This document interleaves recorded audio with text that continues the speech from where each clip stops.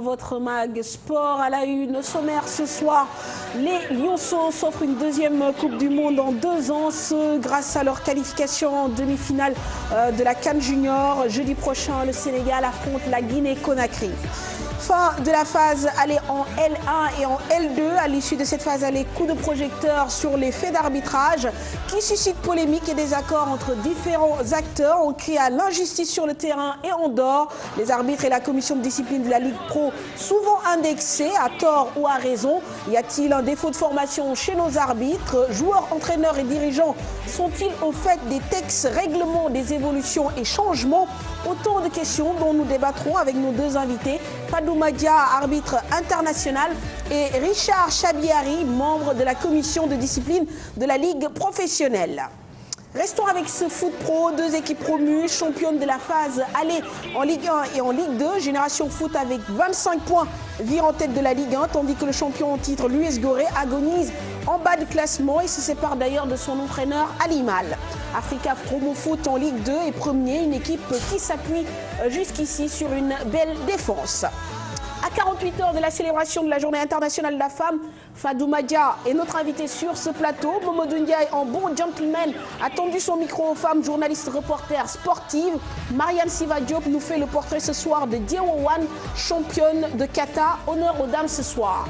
Et tournoi international de judo de Saint-Louis, 289 tireurs ont pris part à la compétition. Le Sénégal termine en tête avec 5 médailles d'or.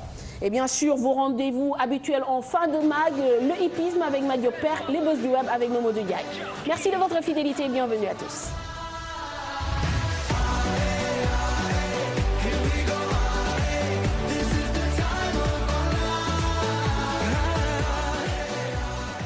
Voilà, sur ce plateau, mes compères, Malal Junior Diagne et Cher Tidiane Diao. Messieurs, bonsoir. Bonsoir. Bonsoir, mon Fatou, et bonsoir à nos invités. Bien sûr, nos invités, Madame Fadou Madia, bonsoir. Bonsoir. Et Monsieur Richard, bonsoir. Bonsoir, Madame. Voilà, merci de répondre à notre invitation. Si vous permettez, on va dérouler quand même l'actualité de ce week-end avec notamment cette belle performance des Lionceaux, Cher Tidiane Diao. Les Lionceaux dans le carré d'as de la Coupe d'Afrique des Nations, dans une rencontre où la défaite était interdite. L'équipe de Joseph Koto a répondu présent et s'est imposée sur le score de 2-0 face au Cameroun. Une victoire qui compte double puisqu'elle permet à cette équipe nationale junior d'accéder en demi-finale de cette compétition, mais surtout de valider le ticket qualificatif à la prochaine Coupe du Monde prévue au mois de mai en Corée du Sud. Nous faisons le point avec Pape Faraning et les images de la FSF. Cette victoire contre le Cameroun porte la signature d'Ibrahima Niane, buteur en fin de première période et passeur décisif pour Krépin Diatta. Lui aussi, buteur et élu à l'occasion homme du match. Leader du groupe avant l'entame de ce 3e et dernier match, les Lionceaux n'ont pas tremblé pour boucler ce premier tour. Il ne fallait surtout pas perdre. Les Koto Boys ont assuré la victoire et pris le ticket qualificatif pour les demi-finales, synonyme de qualification à la prochaine Coupe du Monde, la seconde consécutive du coach Joseph Koto. Je suis plutôt content pour le résultat de mon équipe. D'abord, il nous fallait prendre la première place pour bénéficier du terrain où on était, pour ne pas voyager et aller de l'autre côté. Mais vraiment, je rends grâce à Dieu qui nous a permis de faire ça aujourd'hui. Et maintenant, le match là est terminé, comme je vous l'ai dit. Je ne reviens plus sur ça. Je me projette sur le prochain match parce qu'on joue nous étape par étape. Tout simplement, je suis très content de ce match, d'avoir pu marquer dans ce match qui était très difficile. Maintenant, je remercie le bon Dieu, on remercie tous le bon Dieu pour cette qualification, non seulement pour le mondial, mais aussi pour la demi-finale. Je rends grâce à Dieu, je rends grâce à Dieu. Auparavant, les coéquipiers de Momodou Diarra devront livrer une nouvelle partie contre la Guinée-Conakry, tombeur du Mali et deuxième du groupe A, une demi-finale prévue ce jeudi. Une nouvelle aventure commence.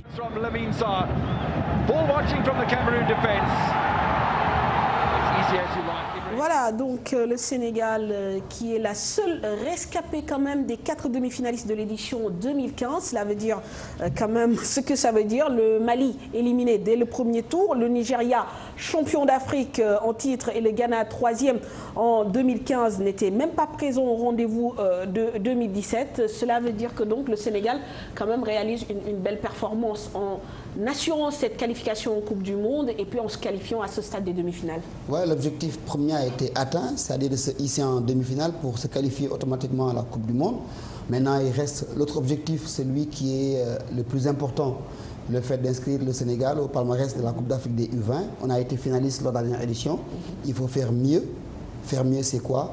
Aller en finale et gagner la Coupe d'Afrique. Cette équipe du Sénégal a largement le potentiel, avec un groupe complet, des joueurs engagés, mentalement très prêts et un staff technique qui sait ce qu'il fait. Donc avec nos prières, on va pousser pour qu'on y aille. Bon, la régularité, c'est quand même ce qu'il faut retenir. En 2 ans, malgré le changement de groupe et de joueurs, quand même, Koto et son staff ont réussi à maintenir les performances. Et malgré tout ce qu'on dit sur la petite catégorie ici au Sénégal, quand même, on voit que notre équipe nationale, nos équipes nationales de jeunes commencent à vraiment s'habituer à ces compétitions internationales. Et je pense que là, c'est un travail à saluer au niveau de la fédération, de la Ligue, de nos académies ici au Sénégal quand même qui font un bon boulot, il faut le rappeler. Et puis ce qui fait plaisir dans cette équipe nationale du Sénégal, en plus de ce collectif, il y a des individualités. Des individualités qui peut-être dans un avenir proche vont nous valoir beaucoup de satisfaction. Très bien. Alors il faut juste peut-être dire que quand même au niveau de la petite catégorie, il y a encore beaucoup de travail à faire. C'est vrai que souvent quand l'équipe nationale brille, on en oublie le travail sur le terrain. Il est important quand même de rappeler que l'organisation des championnats juniors est importante pour pouvoir découvrir des talents. Et parce qu'aujourd'hui, quand vous regardez cette équipe, quand même, il y a beaucoup de joueurs issus des centres de formation et même des joueurs qui jouent déjà en Ligue 1 et en Ligue 2. Ça veut dire que bon, il y a encore un travail de terrain à faire. On va découvrir quand même le tableau des demi-finales. Donc les Lionceaux vont rencontrer jeudi prochain la Guinée et Conakry. Donc dans cette poule B, donc l'autre équipe qualifiée s'appelle l'Afrique du Sud. Les Sud-Africains qui ont battu le Soudan et valident leur ticket pour les demi-finales. Ils affronteront le pays hôte, la Zambie, première de la poule A avec 9 points. Ce sera mercredi prochain. Donc du coup, on va aussi donner quelques informations concernant le bilan de ce premier tour. Il est important de voir que le Sénégal n'est pas forcément la première équipe dans les performances, mais le Sénégal est une équipe plutôt régulière. Donc si vous regardez dans le classement des attaques, la Zambie a inscrit 10 buts, l'Afrique du Sud 9 buts. Le Sénégal est en 3e position avec 7 buts. Bon, on sait quand même qu'il y a eu une remontada lors de la deuxième rencontre contre l'Afrique du Sud. Le Cameroun a marqué 5 buts, la Guinée 4 buts. Par contre, là où le Sénégal commence à compenser un peu, c'est au niveau de la défense, puisque bon, l'équipe du Sénégal est en 2e position derrière la Zambie. La Zambie n'a encaissé que 2 buts durant le premier tour. L'Égypte, la Guinée et le Sénégal ont encaissé 4 buts durant donc, le deuxième, donc les 3 matchs. L'Afrique du Sud et le Cameroun sont les équipes qui encaissent le plus de buts. Quand on regarde en fait un peu la physionomie des groupes, on se rend compte que la Zambie est une équipe vraiment redoutable, qui peut-être fait office de favori. L'Afrique du Sud est une équipe qui joue beaucoup et très bien, mais qui encaisse quand même au niveau de la maturité tactique. Il reste encore beaucoup de choses à faire. Même si cette équipe zambienne, je pense qu'il y a eu un match où ils ont cartonné, je ne sais plus, c'était contre qui, ils ont mis contre le Mali, 6 buts, je pense, 6 buts. Je pense que ça a contribué largement à ces statistiques. Et puis cette équipe du Sénégal aussi, contre l'Afrique du Sud, malgré ce remontada, mais il faut dire que ce jour-là aussi, on a énormément raté. On a eu des balles sur les poteaux, les barres, des face-à-face ratés. Ouais, un bon gardien. Bon, ce qui veut dire que quand même ce potentiel offensif sénégalais, il est très lourd, malgré qu'on soit 3e meilleure attaque de cette compétition pour le moment, mais quand même les problèmes de derrière, si on les règle vraiment, on va tendre vers un équilibre qui va forcément faire beaucoup de bien à cette équipe nationale du Sénégal à l'entame de ce dernier carré. Voilà, donc rendez-vous est pris jeudi donc pour le match de demi-finale contre la Guinée-Conakry. On va parler à présent de la Ligue 1 avec donc la fin de la 13e journée. Le Giraffe de Dakar domine l'US Ouakam sur le score de 3 buts à 1, une victoire qui propulse les Médinois à la troisième place du classement alors que les Wakamois s'enfoncent dans la zone de relégation. Malik Dafra, entraîneur du Jaraaf, pense que son équipe peut évidemment viser la première place, tandis que son homologue de l'US Ouakam parle de rectificatifs à faire par son club. Nous écoutons les réactions des deux coachs au micro de Cher Sadi Boudjara et Arnaud Laurent Mendy. Nous avons marqué un but très tôt, peut-être ce qui a rendu le match facile. Mais après, nos gosses ont confondu vitesse et précipitation. Parfois même, ils ont joué avec beaucoup de légèreté. Il y avait de la place pour mettre le deuxième but, on ne l'a pas fait. On a encaissé un but presque à l'ultime minute de la mi-temps. En deuxième période, il y a des correctifs qui ont été apportés au vestiaire. Et en deuxième période, on a su réagir pour mettre le deuxième but. Après, on a mis le troisième but. Il y avait de la place pour mettre le quatrième et le cinquième. Aujourd'hui, nos gosses ont montré beaucoup de caractère, beaucoup de détermination. Ils ont gagné une bonne équipe de l'US Ouakam, peut-être qu'il est dans une période difficile. Mais pour 13 matchs qui nous attendent, on va rester serein et travailler et continuer à préparer les matchs les uns après les autres. Et Inch'Allah, on verra à la fin du championnat. On n'était pas bon aujourd'hui, vraiment on n'était pas bon. On a loupé, on les a laissés jouer, on était en retard au marquage et en défense, on n'était pas agressif. C'est ça qui fait qu'on perd ce match aujourd'hui. C'est difficile, mais on a vu l'année dernière deux équipes qui étaient complètement dernières relégables en phase aller et qui sont terminées sur le podium. Nous, on va continuer à travailler. On a raté notre match aujourd'hui. On va tirer les conséquences froidement à la maison. Voilà, ça ne va pas trop fort pour Ouakam. Bon, pour le Jaraaf, les choses peuvent se présenter de manière beaucoup plus positive. On continue cette fois-ci avec Génération Foot contre Guédiawaye FC. Les académiciens promus cette année en Ligue 1 sont leaders à l'issue de la phase aller, malgré le match nul concédé ce week-end à Amadou Barry face à l'équipe de Guédiawaye Football Club. Score final du match 1 but partout. Les joueurs de Guédiawaye avaient ouvert le score à la 15e minute de jeu. Ce n'est qu'à la 53e minute de jeu que Khadim Diaw a remis les pendules à l'heure pour le compte de Génération Foot. Était au stade Amadou Barry pour vous, Cheikh Tidiane Diaw et Younous Diatta.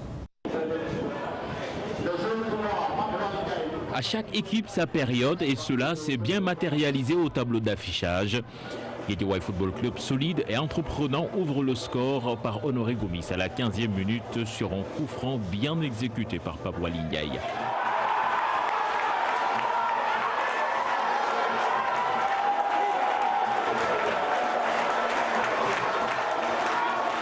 Pour retourner vestiaire, le leader revient sur la pelouse avec de bien meilleures intentions. Et c'est Khadim Diaw qui remet les pendules à l'heure sur un coup franc magistral.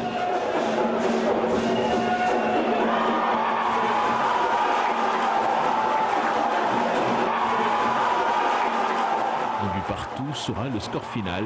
Vu les absences côté Grenat, on ne crache pas sur ce point du nul. Écoutez, quand on vient avec 6 absents dans l'équipe, parce que je ne sais pas, ceux qui connaissent un peu notre équipe ont vu qu'il y avait 6 absents dans l'équipe quand même aujourd'hui.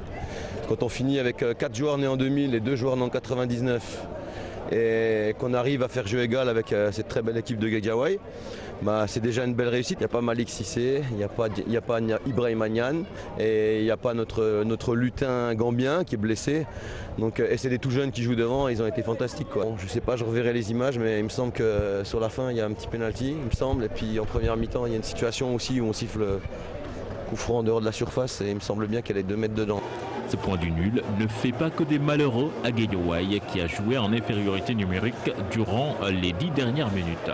Puis un point qui nous permet de rester au podium, donc on ne peut pas se lamenter vraiment. Je n'avais pas l'équipe en main durant toute la phase aller, je viens de la prendre. De toute façon, on va encore essayer de travailler, de produire du jeu pour que vraiment Guédiawaye Football Club soit une équipe déjà qui joue au football et qui gagne. Et en gagnant, on peut être champion. Génération Foot boucle la phase aller du championnat avec 25 points à 7 points de l'objectif affiché. Guédiawaye Football Club à 21. Voilà, Génération Foot championne de la phase aller. Alors, Génération Foot, depuis le début de la saison, c'est 7 victoires, 4 nuls et seulement 2 défaites, 23 buts marqués, 13 buts encaissés. Alors, je vais vous demander de donner votre langue au chat. Est-ce que vous pensez que Génération Foot est capable d'aller jusqu'au bout de ce championnat et de gagner le titre? Non, il ne faut jamais dire jamais. De toute façon, ils ont des installations qui permettent de travailler. Ils ont aussi une force, c'est-à-dire à domicile, ils sont intraitables. Donc en championnat, si on arrive à gagner tous ces matchs à domicile et à négocier des rencontres à l'extérieur, on a 80% de chances d'être champion. Donc, moi, Fatoum, quand même, tel que j'ai vu cette équipe hier sur l'une des pelouses les plus difficiles du Sénégal, la pelouse de Guédiawaye et tenir ce match-là, tenir la dragée haute à cette équipe-là, quand même ça peut laisser penser que cette équipe de Génération Foot a beaucoup de ressources. En plus, ils intègrent de nouveaux joueurs. Il y a eu Amadou qui a inscrit en triplé la semaine dernière. Et hier, on a découvert Sabali. C'est le petit qui a eu cette action litigieuse là, le penalty ou pas non sifflé. Il a été très très fort. Et on se dit, avec ces renforts-là, avec le retour d'Ibrahima Niane pour la phase retour de ce championnat, qui sait, c'est une équipe qui a de la ressource pour aller au bout. Mais il va falloir que les grands de ce championnat, comme le Giraffe, comme le Casa Sport, puissent répondre, et Djambar puissent répondre au présent pour barrer la route à cette équipe qui a quand même beaucoup d'ambition et qui a de très bons joueurs. Il ne faudrait pas oublier, Mampatou, que c'est la tendance, hein. C'est la nouvelle mode dans le championnat. Les promus deviennent champions et les champions vont en Ligue 2. Justement, la transition est toute faite puisque j'allais dire qu'une équipe promue qui devient champion, c'est devenu une habitude dans cette ligue professionnelle. Dernière équipe à l'avoir fait, l'US Gorée. Sauf que l'équipe championne en titre est actuellement bon dernier avec 10 points et le club a décidé de se séparer de son entraîneur Ali Mal. Ce dernier donc est remplacé pour le moment par Bassoire Diaby qui était jusque-là directeur technique de l'US Gorée. Donc Ali Mal est le 4e entraîneur à être viré depuis, entre guillemets, depuis le début de la saison. Malheureusement, quand ça ne marche pas, la première tête à couper, c'est celle de l'entraîneur. Malheureusement, le football est comme ça. Bon, peut-être qu'en interne, ils ont vu que le message ne passait pas, que vraiment la collaboration devenait de plus en plus difficile et ils ont trouvé que c'était la meilleure des solutions et ils ont promu un homme qui était dans le staff, Bassoire Diaby.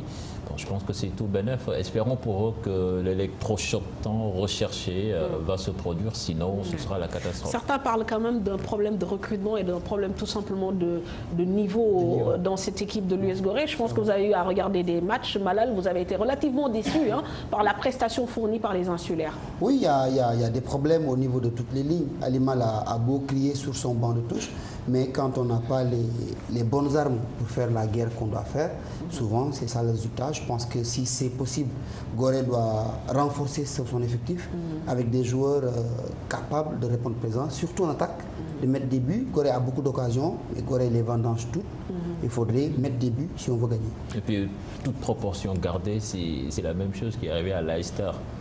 Tu deviens champion avec une équipe. Au Sénégal, c'est récurrent. Entre l'AS Douanes, l'AS Pikine et l'US Gorée, ça devient la règle. Mais là, être champion et se faire virer 6 mois après, quand même, je pense. Bon, il y a une part d'injustice, entre guillemets. Alors, ça va beaucoup mieux, par contre, du côté de Niar Italie, qui a pourtant perdu son entraîneur Demba Mbaye. Oui, après le match nul concédé samedi dernier contre l'US Gorée, les Galactiques sont allés s'imposer à l'extérieur devant le stade de Mour sur le score d'1-0.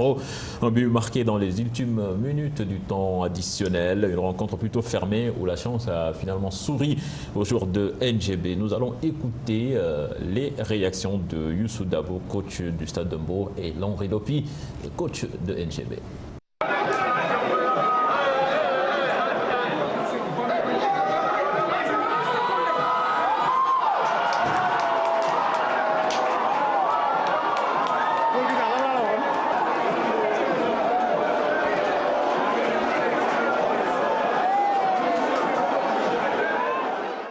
Bon, si vous voulez, mais je crois qu'après tout, on méritait de mettre un but, gagner ou pas, mais on méritait de mettre un but.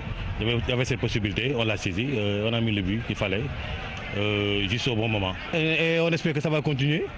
Bon, vous savez, peut-être c'est juste les moments qu'on vient à Hambourg, on a besoin de points. Voilà, l'équipe... depuis pratiquement après, comme j'ai dit tantôt, depuis après Teungueth FC, on n'avait plus gagné, on avait besoin de ça. On a eu à gagner la dernière fois contre Ndiambour, on était dans cette dynamique. Et là, on confirme pour terminer la phase aller avec ces victoires, ça nous fait du bien. Et au moment où je pense le plus inattendu, mais c'est le football. C'est le football, je pense que dans l'ensemble, on a fait beaucoup d'efforts. On a mérité de marquer aussi. Mais bon, après le football, c'est pas que le mérite. Il y a le coup de chance qui est là. Ça ne nous a pas souri au bon moment, ça a souri à l'adversaire. Voilà, il faut continuer à travailler. Il fallait féliciter les joueurs dans le contenu, ils ont fait beaucoup d'efforts. À un moment donné, il a fait très très chaud. Voilà pour les deux équipes, mais moi c'est mon équipe qui me concerne. Je pense qu'ils ont fait beaucoup d'efforts. Et voilà, juste par rapport aux efforts consentis durant 90 minutes, il fallait les encourager parce que par rapport à tout ce qu'ils ont démontré pendant ce match, je pense qu'ils méritaient quand même qu'on les réconforte dans cette situation un peu difficile. Et puis nous allons nous rendre dans le sud, Malal, où le Casa aussi a fait l'essentiel. Ouais, le service minimum, score final 1-0 pour l'équipe du Casa Sport qui a réussi donc à gagner grâce à Richard Sagna sur une passe lumineuse de Faustin Diatta. Les joueurs du Casa Sport donc assurent le service minimum selon leur entraîneur Athéna Stendeng. Ça a été une rencontre difficile face à l'équipe de Teungueth FC. Lamine Dieng, lui, parle toujours de problèmes d'efficacité devant, suivant les réactions de ces deux entraîneurs.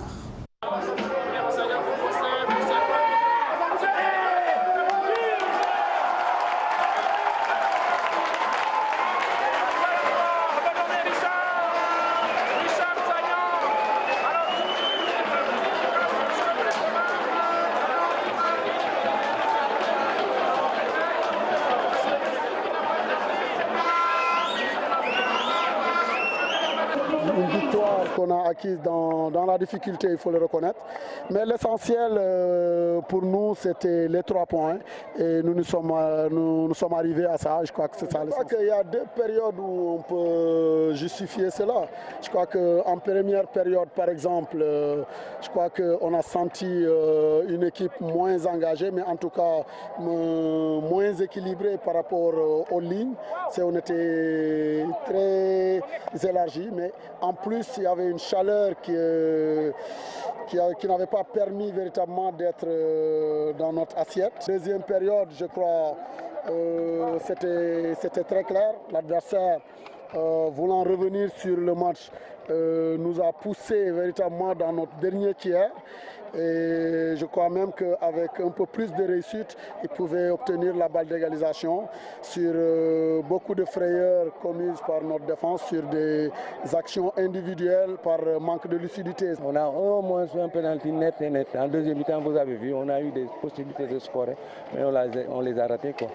Mais le tournant du match, c'est le penalty non sifflé. Nous avons raté des possibilités de scorer parce que les joueurs n'ont pas assez de lucidité devant le but pour placer le ballon là où il faut, hors de portée du gardien. Donc Faustin Senghor, c'est le passeur décisif. Et ces images nous ont été envoyées par nos confrères du groupe Média Sud Diao de classement. Faustin Senghor et non Faustin Diatta. Voilà, Faustin Senghor et non Faustin Diatta. Diatta, lui, c'est un ancien ministre qui ne sait pas faire du dépasse. Il faut préciser. Voilà. C'est fini. Voilà les résultats donc de cette 13e journée. L'US Gorée qui s'incline 2-1 face à Bourg-Petite-Côte. AS Douane Ndiambour, 0 but partout. Casa Sport qui s'impose 1-0 face à Teungueth FC. Linguère Diambar, 0 but partout. Guédiawaye Football Club Génération Foot, match nul, 1 but partout. Sadembourg, Niaritali, 1-0 pour NGB. Et puis ce lundi, le Diaraf qui s'impose 3-1 face à l'US Wakam. Au classement, nous avons Génération Foot leader avec 25 points, suivi de NGB deuxième avec 22 points. Diaraf troisième, ex-aequo avec Diambar avec 22 points. En bas tableau, nous avons 13e Wakam, 11 points, et 14e US Gorée, 10 points.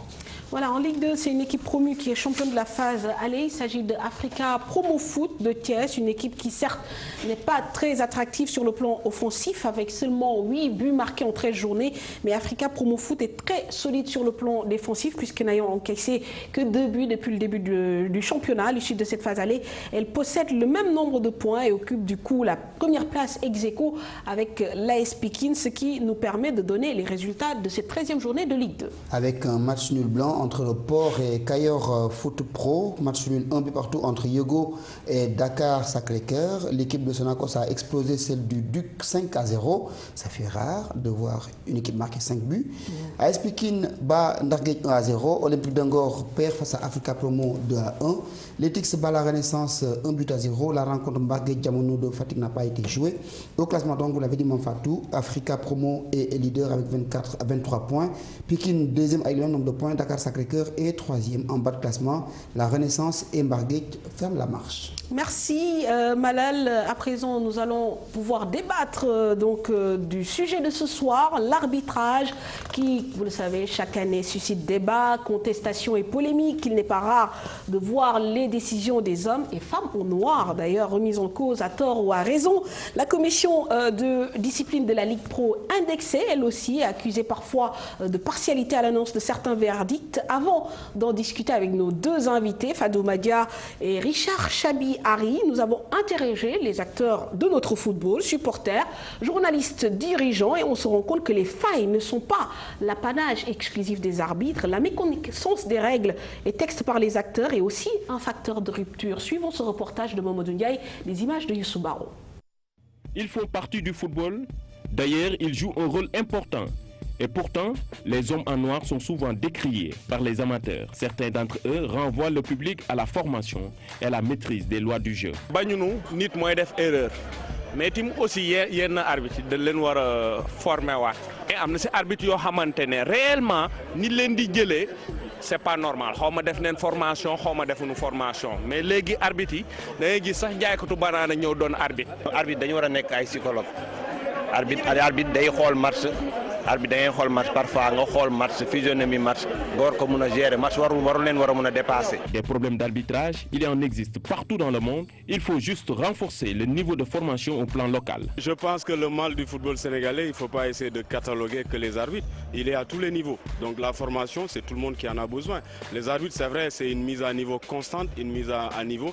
Mais je pense que c'est la composante de notre football qui est la mieux structurée et qui me semble être la mieux formée. Pourtant, le Sénégal a l'habitude de former des arbitres de haut niveau à l'image de Malang Diédhiou et tant d'autres qui ont eu à officier lors des grandes rencontres internationales. Ça évolue, il faut une remise en cause perpétuelle et souvent qu'on fasse des cycles de recyclage, des sessions de recyclage.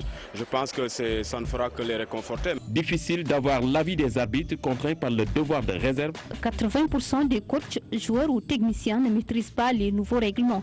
Il faut que les acteurs trouvent les moyens d'être au même niveau d'information que nous. Dit l'un d'entre eux sous couvert d'anonymat pour éviter les litiges dans les championnats de Ligue 1 et Ligue 2. Encore, faudrait-il que tous les acteurs soient au même niveau d'information? Voilà, Mamadou Ndiaye, merci, voilà, qui nous permet de poser le débat. On va d'abord interpeller Fadouma. C'est vrai qu'il y a beaucoup de remises en question, mais on sait que les décisions arbitrales contestées, ça fait un peu partie de la vie du foot, que ce soit ici ou ailleurs. Ce qui peut être inquiétant, c'est quand ces mauvaises décisions s'enchaînent. On a l'impression que depuis quelque temps, au niveau de la Ligue 1, il y a quand même une série de mauvaises décisions. Est-ce que vous avez ce sentiment-là? Oui, j'entends des échos, donc les gens se parlaient, mais bon, personnellement, généralement, c'est les matchs qui jouent soit à Dakar ou bien dans les régions, les matchs ne sont pas diffusés en direct. Donc si ce n'est pas au terrain également, donc moi je ne veux pas donner un jugement que dans un match où je n'ai pas suivi, mais voilà, tout en est que voilà, je veux dire que pour ceux qui disent que les arbitres manquent de formation, je pense que les arbitres sont bien formés. Donc nous prenons les meilleurs arbitres, soi-disant les meilleurs, ceux qui ont les grades fédérales. Donc c'est eux qui font le championnat professionnel, la Ligue 1 et la Ligue 2. Maintenant, bon, comme on dit, donc, les arbitres, il faut juste les considérer, comme on dit, des acteurs donc, du football. Ils font partie du jeu. Donc il arrive qu'on se trompe. Je ne vais pas dire que voilà, ils vont dire que nous sommes encore solidaires. Donc voilà, mais je reconnais que voilà, des fois, il arrive que les arbitres se trompent, mais c'est de bonne foi. Donc si nous regardons le championnat, même le championnat européen, que ce soit le championnat français, anglais, donc vous êtes des journalistes, donc vous voyez, chaque journée, il y a des arbitres qui font des erreurs. Donc des spécialistes essaient même de décortiquer pour voir cette action, il y a cela, mais ils le prennent, donc peut-être ils ont un esprit beaucoup plus professionnel que voilà, qu'ici. Donc ils le considèrent juste comme un fait de jeu. Donc voilà, mais ce n'est pas parce que voilà, les arbitres ne sont pas bien formés. Oui, mais justement, au niveau de la formation, parlons-en, parce que quand un monsieur qui est quand même président d'ASC, peut-être qu'il n'est pas à un niveau très très poussé dans le football, mais qui parle de vendeurs de bananes qui deviennent arbitres, ça pose problème. Je veux dire, dans le subconscient collectif, on a l'impression qu'on doute un peu de la compétence des arbitres. Qui peut arbitrer dans un championnat professionnel, quand vous parlez de grade? Oui, bon, comme je pense, ce que j'ai dit, il le dit, c'est... Moi, j'ai même été surpris d'entendre dire cela, parce que déjà, même étant élève, sur le recrutement, nous prenons les arbitres, voilà, le niveau bac. La plupart des élèves arbitres sont des étudiants ou bien ceux qui font des classes secondes ou premières, mais la plupart, ce sont des étudiants. Donc, le premier critère, c'est le bac. Maintenant, ensuite, il y a le grade de district, ligue fédérale. Donc, tous les arbitres qui font la Ligue 1, la Ligue 2, donc, pratiquement sont des arbitres fédéraux. Donc, ce sont les fédéraux qui sont habilités à faire la Ligue 1 et la Ligue 2. Donc, concernant la formation, les arbitres sont bien formés. Nous faisons les recyclages parce que nous faisons des réunions dans tous les CRA du Sénégal. Par exemple, à Dakar, nous faisons les réunions les mardis et les vendredis. Donc, chaque année également, donc, la fédération, en collaboration avec la FIFA, ils organisent un stage donc, de haut niveau pour les arbitres, les arbitres élites du Sénégal. Donc, c'est pour être au même diapason que tous les arbitres du monde. Au niveau mondial. Vous êtes arbitre. Souvent, on sait que l'arbitrage, quand même, c'est un métier à pression. Est-ce que vous, dans ce championnat, bien dans nos compétitions nationales, est-ce que vous ressentez une certaine pression quand vous officiez lors des matchs, des pressions de toutes parts? Non, moi personnellement, je me dis que je n'ai pas de pression parce que je me dis que l'arbitrage, je l'ai fait par passion, par amour, par ma passion pour le foot. Donc quand je suis dans le terrain, donc j'essaie de, voilà, je me dis que voilà, je suis là en tant qu'un être humain. Certes, je suis là pour diriger la partie, prendre les bonnes décisions. Même si, bon, si je me trompe, je me dis que, que les gens comprennent que voilà, je me suis trompé de bonne foi. Mais j'officie en essayant de prendre plaisir à cette rencontre, comme les joueurs et comme les spectateurs. Par exemple, je vais être beaucoup plus clair. Souvent dans ce championnat, on dit que, bon, c'est pas moi qui le dis, mais beaucoup d'observateurs disent que une équipe comme Djambar est souvent favorisée par des décisions arbitrales. Et on sait que c'est le président de la Ligue qui est en même temps le président de cette équipe. Est-ce que par exemple un arbitre, quand il officie un match de Djambar, quelque part, il a une certaine pression parce que c'est l'équipe de sa président de la Ligue. Non, comme je vous dis, moi, franchement, je ne partage pas cet avis. Voilà, je ne partage pas cet avis à ceux qui le disent. Parce que ça soit Djambar ou une autre équipe, les arbitres, ils oublient que les arbitres sont là, c'est pour diriger une rencontre. Et ils oublient que également les arbitres sont notés. Chaque rencontre, chaque match, il y a des inspecteurs qui sont là-haut, qui notent un arbitre. Donc si un arbitre passe à côté, c'est sûr qu'il va être mal noté. Donc la conséquence, c'est quoi? C'est qu'il va être suspendu. Et je pense que chaque arbitre, quand il officie, a envie d'avoir une bonne note. Tu n'as pas envie de te retrouver sur un 4, là on te met en suspension, tu restes 2 mois, 3 mois sans arbitrer. Je pense qu'aucun arbitre n'a cette envie-là. Je pense que moi, personnellement, moi je ne partage pas cet avis. Mais comment, Fodement, vous expliquez, il n'y a pas 3 mois, on a assisté à la sortie d'une promotion d'une trentaine d'arbitres avec un grade fédéral et qu'on parle toujours d'erreurs de manière récurrente. C'est quoi le problème? Bon. Comme j'ai dit, moi je pense que les gens, en fait, ils manquent de tolérance envers les arbitres. Ils oublient que les arbitres également sont, comme je le dis, sont des êtres humains. Donc, ils peuvent se tromper, mais de la bonne foi. Comme je vous l'ai dit, vous regardez le championnat européen.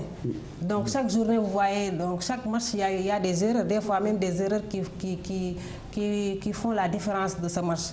Mais il en parle, si vous voyez, même en conférence de presse, vous voyez très rarement les entraîneurs ou les capitaines donc indexer les arbitres. Et pourquoi?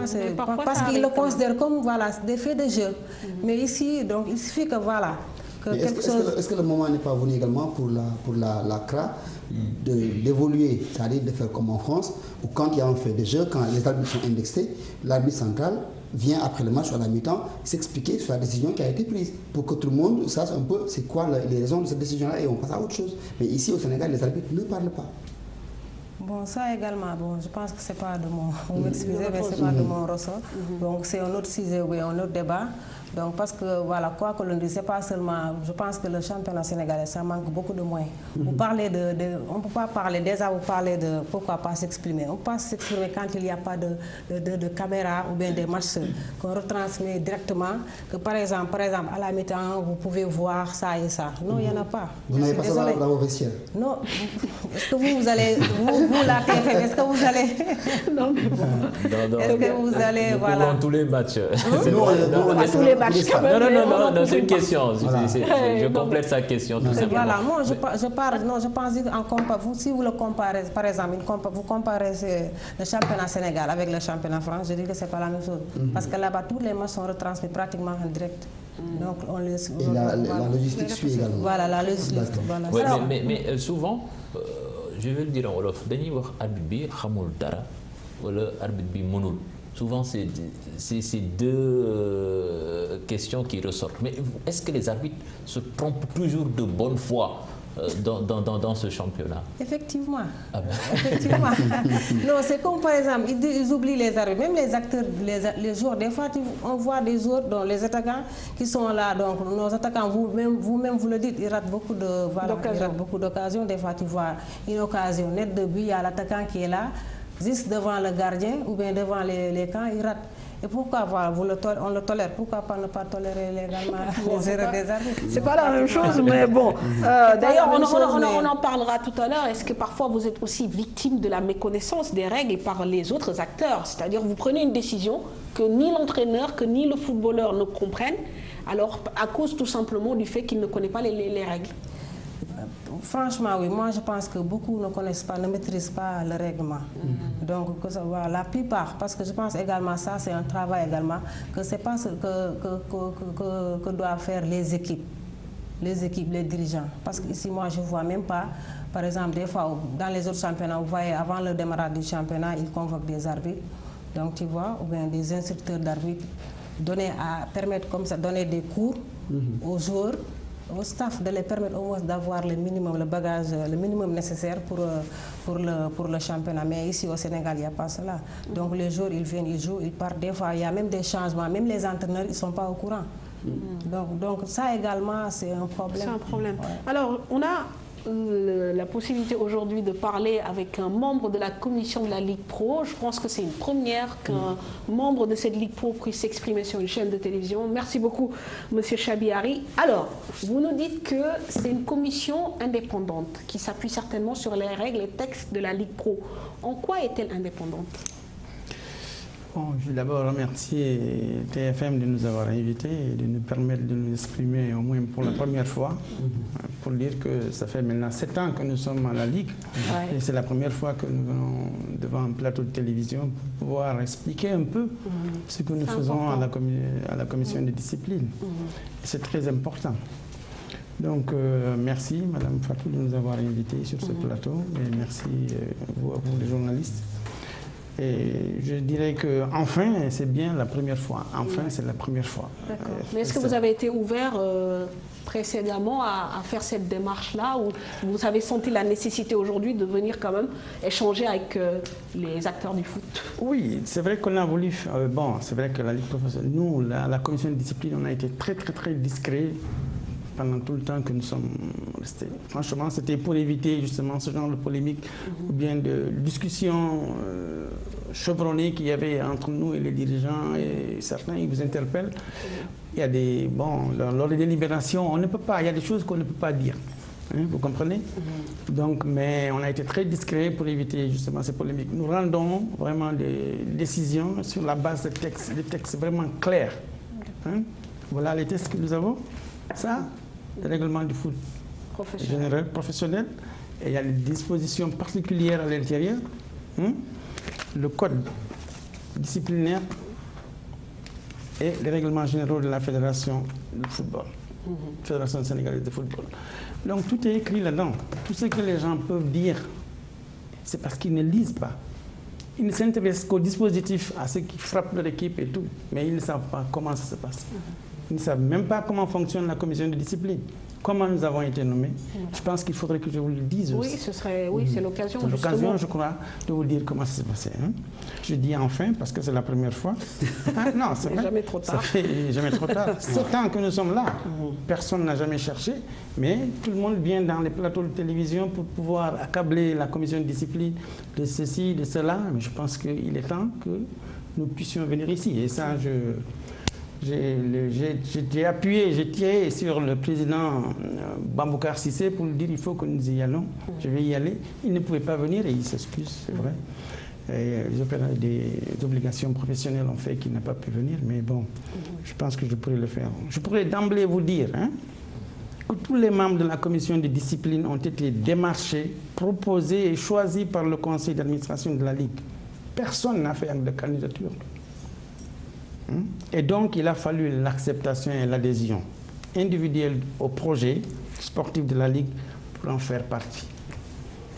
Car figurez-vous que cette charge, elle est entièrement bénévole. Voilà, justement. Ça, c'est un point important. J'allais poser la question. Elle est entièrement bénévole. Et je peux vous dire qu'au début, c'était très dur. Avec Lamotte, qui était le président, et après, maintenant, Sayer, ça va beaucoup mieux. Mais avec Lamotte, c'était dur. Pourquoi c'était dur? Parce que nous n'avions aucun moyen. C'était nos propres moyens. C'est avec nos propres moyens, on les faisait au cabinet. Quelquefois, on faisait une réunion par-ci et on s'occupait de nos... Pour faire les PV, vous voyez. Je vais vous donner un modèle. Voilà comment nous présentons les PV. Donc, nous voulions que ce soit quelque chose de vraiment correct, bien fait. Ça, personne ne le dit. Personne ne sait. Et c'est comme ça qu'on travaille. Mais ça, quelque part, on se dit que ça, c'est le train qui arrive à l'heure. C'est une cuisine interne. Non, c'est pour dire, on n'a pas besoin de dire ça. En fait, c'est les gens, tout le monde, ceux qui ne sont pas proches. Il y en a même, il y a des présidents qui sont là-dedans, qui ne savent même pas comment ça marche. Voilà. Bon, on va évacuer la question de l'influence. Oui. Quand vous dites que vous êtes une commission indépendante, vous travaillez de manière bénévole. Et j'imagine que vous travaillez un peu, pas forcément sous l'influence de cette Ligue Pro, mais quand même, vous vous basez sur des textes écrits, rédigés par la Fédération sénégalaise de football, par la Ligue professionnelle, avec un président connu. Est-ce que parfois aussi les présidents de clubs ne vous mettent pas une forme de pression, même en faisant des sorties dans la presse, en remettant en cause vos décisions? Comment faire pour s'échapper? C'est vrai qu'il y a des présidents qui disent, je ne dis pas n'importe quoi, qui prennent les gens en cible et vraiment sans comprendre le fond du problème. Mais il faut reconnaître que nous avons gardé vraiment beaucoup, nous avons gardé le calme jusqu'à maintenant. Mais aucun président ne nous a influencés. Toutes les décisions que nous avons rendues, nous l'avons rendues en âme et conscience.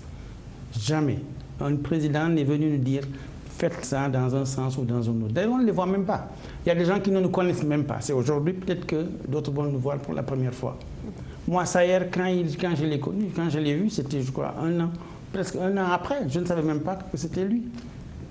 Et pourtant, nous étions dans la commission de discipline. Bon, j'ai des rapports particuliers avec d'autres, parce que nous étions ensemble dans le foot, mais c'est tout.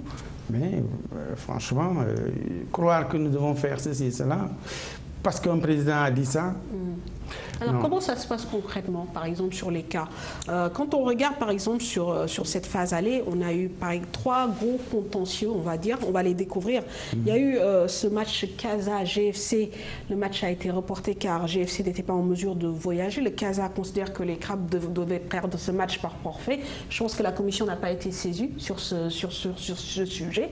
Ensuite, il y a eu Niambour Génération Foot. Là, le match a été interrompu suite à un envahissement des supporters. Les Lougatois sanctionnés par un match perdu, une amende financière de 250 000 francs CFA et le président interdit de stade pour 1 mois et une amende de 100 000 francs. Il y a eu également en Ligue 2 Pikine-Yego avec l'interruption du match, l'arbitre assistant touché par des projectiles lancés par les supporters et Pikine sanctionné par la Ligue Pro.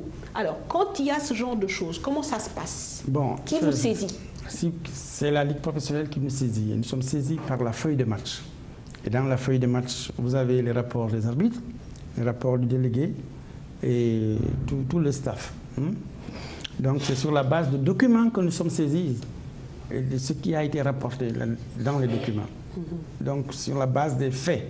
Et nous vérifions si ces faits sont conformes, s'ils existent. Vous vérifiez comment? Vous vérifiez des vidéos à l'appui, des photos? Non, les photos, ça vient après. On leur a demandé de prouver les preuves, toutes les preuves sont permises.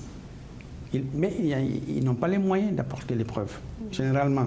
Il y a des équipes qui ont apporté 1 ou 2 fois, je crois, un visionnage de vidéos qui a permis de voir vraiment que l'arbitre peut-être s'était trompé dans une décision. Et ça nous a permis d'aller. Malheureusement, toutes les équipes ne peuvent pas faire ça. Mais on s'en tient aux documents que nous avons reçus. Et les documents valent preuve jusqu'à preuve du contraire. Maintenant, si c'est dans le cadre des expulsions et autres, on demande aux joueurs de faire une relation écrite pour pouvoir se défendre. Mais généralement, quand ils le font, ils disent toujours « je m'excuse, j'ai blessé, j'ai fait ça ». Ils n'expliquent rien. Qu'est-ce que vous voulez? Nous, on ne peut pas. Et les arbitres, le problème que nous avons là-dedans, c'est la rédaction. Nous avons des problèmes. Les gens rédigent très mal. Les arbitres, les commissaires. Oui, non, mais ça c'est vrai. Ce n'est pas. Oui. Bon, de toute façon, chaque fois en début de championnat, nous nous retrouvons pour pouvoir parler un peu des problèmes que nous avions eus la saison dernière et pour pouvoir aménager un peu. C'est vrai que dans le niveau de la rédaction, ça pose problème. Mais je pense que Francky est en train de faire les efforts nécessaires. Ça rejoint la question de la formation. Non, en fait, c'est... Il m'arrive une fois, donc on nous pose des questions comme quoi, que, par exemple, ils ont demandé qu'est-ce que cela veut dire quand l'arbitre met, par exemple, une expulsion, faute par exemple, quand il s'agit de... Je donne juste un exemple. Quand on dit cumul de cartons, des fois, ils nous demandent c'est quoi cumul de cartons. Donc là, c'est le jargon, parce que là, c'est le jargon arbitral. Donc tu vois, quand on dit cumul de cartons, ça veut dire que c'est parce qu'il a reçu 2 cartons. Donc il y a également d'autres termes que les arbitres utilisent. Donc tu vois, donc bon, maintenant on dit voilà. C'est 2 cartons jaunes. Vous parlez de problème de jargon, mais c'est le contenu, c'est le contenu, hein, vous voyez. Par exemple, quelqu'un vous dit, il a cumul de cartons. Cumul de cartons, ce n'est pas une faute. Nous, il nous faut la spécificité de la faute pour connaître la gravité et savoir si la sanction ce sera un match ou 2 matchs ou bien en fonction de la gravité. Mais on vous dit cumul de matchs. Par exemple, cumul de cartons, on peut préciser insulte à l'arbitre. Ça veut dire 2 avertissements. Non, on sait, mais je dis de spécifier ce qui a amené ce cumul. Effectivement, on dit par exemple à la telle minute, le joueur a reçu le premier avertissement à la telle minute, par exemple, on dit à la 10e minute pour un tacle irrégulier ou Maintenant, ensuite, on met donc le second avertissement également, ce qui a valu le carton rouge. Mais maintenant, moi, je pense également, vous m'excusez, mais vous aurez dit, vous également, vous pouvez avoir demandé les livres, les lois de jeu pour bien connaître ce que cela veut dire, parce que nous, ce sont les termes que nous utilisons. En fait, ce n'est pas que nous ne connaissons pas ce que ça veut dire, mais c'est parce qu'il n'y a pas de contenu. Écoutez, il arrive même qu'ils vous disent récidive. La récidive, ce n'est pas une infraction. La récidive, c'est ce qui aggrave une sanction, parce qu'il a fait cette première faute, il a fait une deuxième faute, encore qui est similaire ou bien plus grave, qui a fait que c'est ça que nous voulons connaître pour que nous puissions sanctionner. Mais, Vous voyez, à un moment donné, donc c'est une question de terminologie qui pose problème. Richard, excusez-moi, est-ce qu'il n'y a pas un décalage entre le travail que vous devez faire et la réalité du terrain? Finalement, est-ce qu'il n'aurait pas été plus intéressant que vous ne soyez pas forcément un avocat du sport, ou un avocat du football, pour vraiment connaître les réalités et bien mieux les comprendre? Oui, mais même si vous connaissez les réalités, si le contenu de ce qui peut vous permettre de prendre la décision n'existe pas, Mais dans ce cas-là, pourquoi vous sanctionnez alors? Non, on sanctionne parce qu'on sait, parce que quelquefois, il y a les rapports. Quand vous les mettez ensemble, vous faites un cumul, vous voyez que celui-là, il dit ça, celui-là, il dit ça, celui-là, il dit ça, et à peu près, vous pouvez savoir. Et si vous avez été même pratiquant, comme nous avons été, vous pouvez au moins savoir que cette première action-là, elle a été dangereuse, l'autre n'a pas été comme ça, en fonction de la relation qu'il a faite. C'est comme ça que ça se fait. Et dans les recours, comment ça se passe? Par exemple, aujourd'hui, un président comme celui de Niambo, on n'est pas content. Bon, il vous a un peu fusillé même dans la presse. Bon, au-delà de la commission, ça a été la fédération, la ligue. Aujourd'hui, ces présidents quand même disposent de recours pour pouvoir demander à ce qu'on casse les décisions. Mais il faut qu'ils apportent les preuves aussi. Mais enfin, il y a des délais. D'abord, il y a toute une procédure. Hein? Il est libre de faire les recours. Mais encore faut-il qu'il sache comment ça se fait, et où et quand ça va se faire. Mais lui, comment s'appelle, sans le nommer, le président du Niambo, qui dit, bon, peut-être qu'il a la liberté de dire ce qu'il veut, mais je pense qu'il ne peut pas dire, il y a des choses qu'on ne peut pas dire à quelqu'un en ignorant totalement les règles du foot, les règles qui régissent, même la discipline dans laquelle ton équipe se trouve. Par exemple, le président, il dit que il a dit que nous, il parle il a été battu par forfait. Il dit qu'une équipe qui est venue dans le terrain, comment on peut considérer que cette équipe-là est prête? Est-ce que vous pouvez imaginer qu'un arbitre, que lui, il vienne jouer en première division et qu'il puisse parler de cette façon? Il ne lit pas l'article 28. Pourtant, c'est bien spécifié dans le PV. L'article 28 dit: tout club dont les supporters ou groupes d'individus dont ils bénéficient, directement ou indirectement des services, auront empêché le début ou interrompu le déroulement d'un match, aura match perdu par forfait. Ça, c'est la Ligue qui dit. C'est pas nous. C'est clair. Hein? Et l'article 42 spécifie ici, disposition particulière pour dire combien, le décompte des points pour les matchs perdus par forfait. Match perdu par forfait, 3 points et 2 buts marqués. Match gagné par forfait, 3 points et 2 buts marqués. Match perdu par forfait, 0 points et 2 buts encaissés. Nous n'avons fait qu'appliquer les règlements. Est-ce que ce document-là, tous les clubs l'ont? Depuis le début de la Ligue Pro, ce sont les documents-là qui sont là. Si lui, il est arrivé en retard, c'est possible. Est-ce que vous pouvez intervenir? Oui, non, moi, ce que j'aimerais savoir, c'est comment expliquez-vous un peu le temps que la commission met à vider les litiges? Mais les litiges, parce qu'il n'y a pas tous les éléments. Quand il faut procéder à des auditions et à des enquêtes, on est obligé de faire ça pour avoir des éléments beaucoup plus cohérents. Donc on ne peut pas avoir des documents aujourd'hui et dire dans 3 jours il faudra les vider. Ce n'est pas possible. Ça veut dire que c'est trop léger. Quand nous n'avons pas les éléments suffisants pour pouvoir prendre la décision, nous faisons des auditions. On convoque des joueurs, on convoque les dirigeants et on leur demande de s'exprimer sur ça, sur tel point, sur tel point. Donc c'est très méticuleux. Je ne peux pas vous dire, mais le président Baboucar est méticuleux. Si les éléments ne sont pas réunis, il vous dit, allez-y, il faut les entendre. Mais par exemple, ces sorties médiatiques, comme ce président, il s'agit de Gaston Beng, le président du Gambo. Par exemple, ces sorties médiatiques que vous jugez inopportunes, exagérées. Mais est-ce que c'est passible de sanctions? Bien sûr. Et donc il sera convoqué? Non, je ne veux pas dire ça devant le plateau. Ça, c'est la Ligue. La Ligue elle va prendre ses responsabilités aussi. Parce qu'on ne peut pas... Une seule personne ne peut pas détruire tout ce que les gens sont en train de construire. Hein? Franchement, je ne vais pas le dénigrer, je ne vais pas porter de jugement de valeur sur lui, mais Je sais que ce n'est pas bien. Est-ce que aussi, Président, il n'aurait pas fallu qu'un homme comme Gaston, par exemple, fusille les membres de la commission pour que vous sortiez de votre réserve pour expliquer enfin ce qui franchement, comment ça marche. Justement, c'est parce que ce droit de réserve-là a fait que nous sommes restés 7 ans. Quoi 7 ans. On nous a reconduits sans même la vie. Vous comprenez? Donc ce n'est pas quelque chose, ce n'est pas un hasard. Nous étions 7 au départ, mais 3 sont partis. Il ne reste que 4. Ils n'ont pas été remplacés? Non, on est 4. Pourquoi est-ce qu'ils sont partis? Mais non, ça, ce sont des raisons internes. Et pourquoi ils n'ont pas été remplacés? Malal, c'est des raisons internes. Alors, moi j'ai une mais question. quand vous nous dites qu'ils sont partis, on peut sous-entendre qu'il y a eu des pressions. Non, c'est pas des pressions. Non, ça.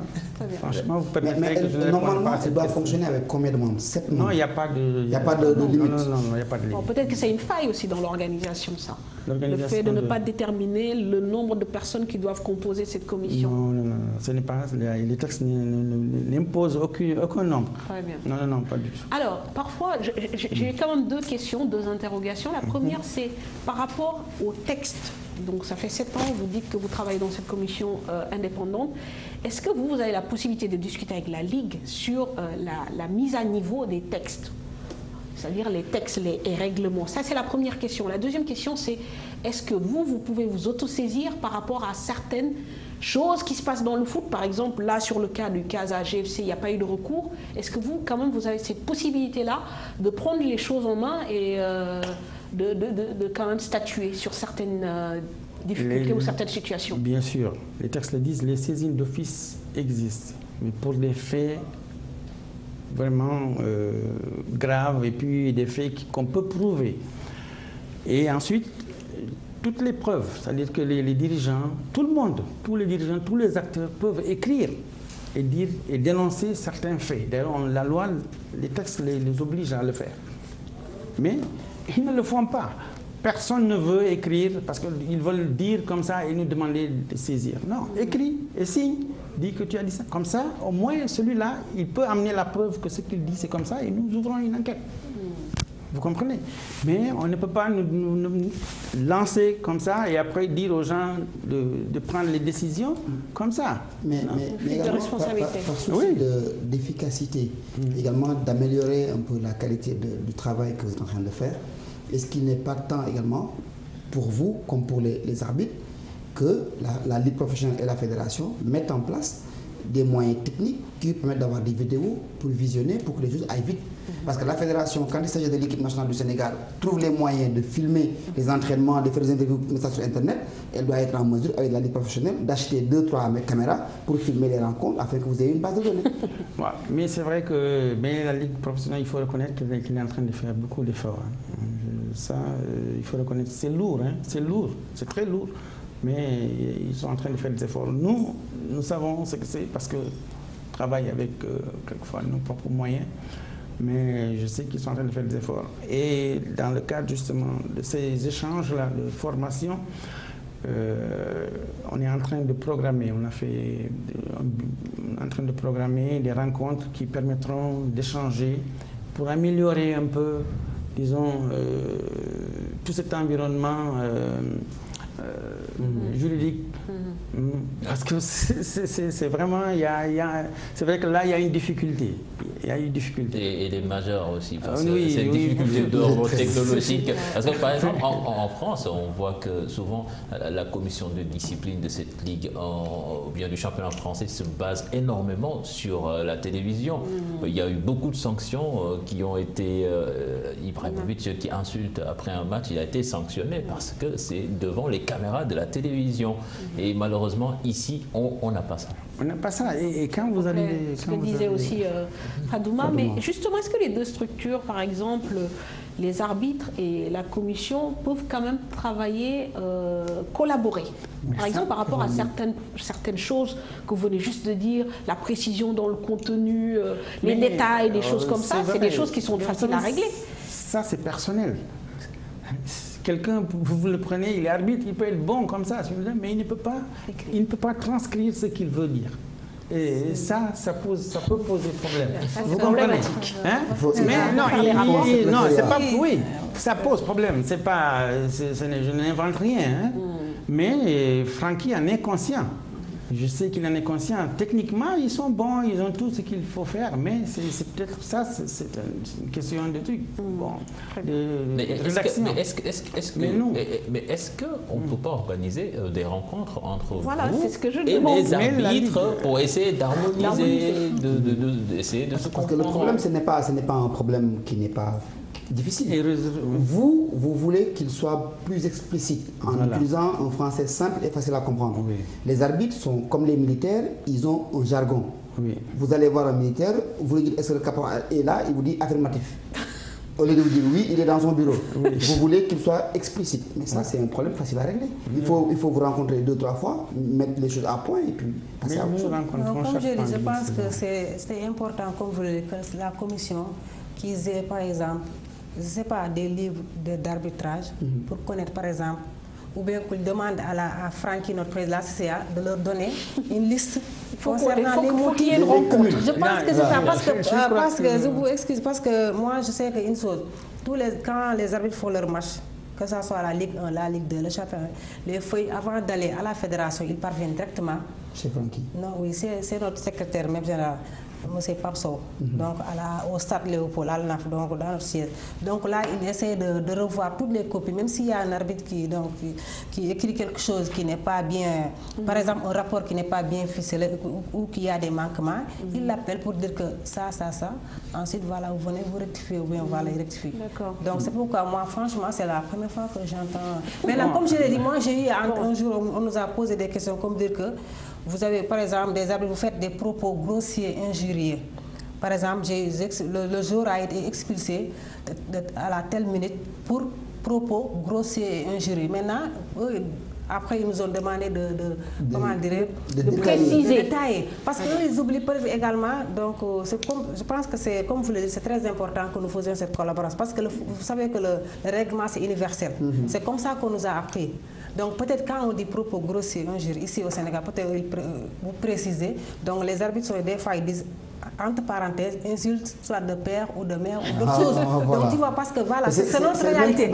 Parce que le football, voilà. Dans les rédactions, par exemple, nous sportifs, on dit suivons la réaction du coach. Les présentateurs, ils veulent qu'on dise suivons la réaction de l'entraîneur. Alors que nous, on se sent bien quand on dit coach, parce qu'on est dans notre milieu. C'est un problème simplement d'adaptation. Voilà, et puis comme de coopération. Parce que parce que même nous, par exemple, le football, vous savez, les règlements, les lois de jeu, c'est en anglais. C'est en anglais. La version originale. Maintenant, si vous prenez la version française, des fois, il y a des choses que si vous le faites, des fois, il y a des problèmes.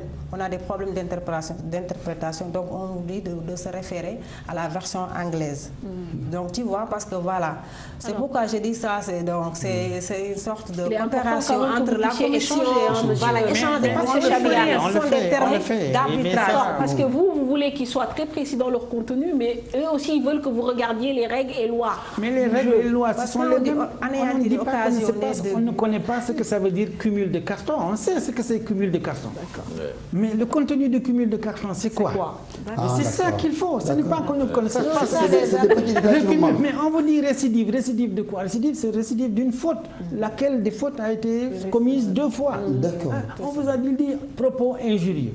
Mais nous, chez nous, en Afrique, tu dis propos injurieux. Qu'est-ce que c'est? Il faut préciser pour qu'on puisse savoir s'il faut sanctionner plus fort ou moins fort. Parce qu'il y a des tacles, par exemple, par derrière qui peuvent causer l'incapacité de 8 mois. Ou bien alors vous expulsez quelqu'un, la décision est prise et il part aussitôt sans rien dire. Mais quand il sort, il vous fait comme ça, il fait comme ça.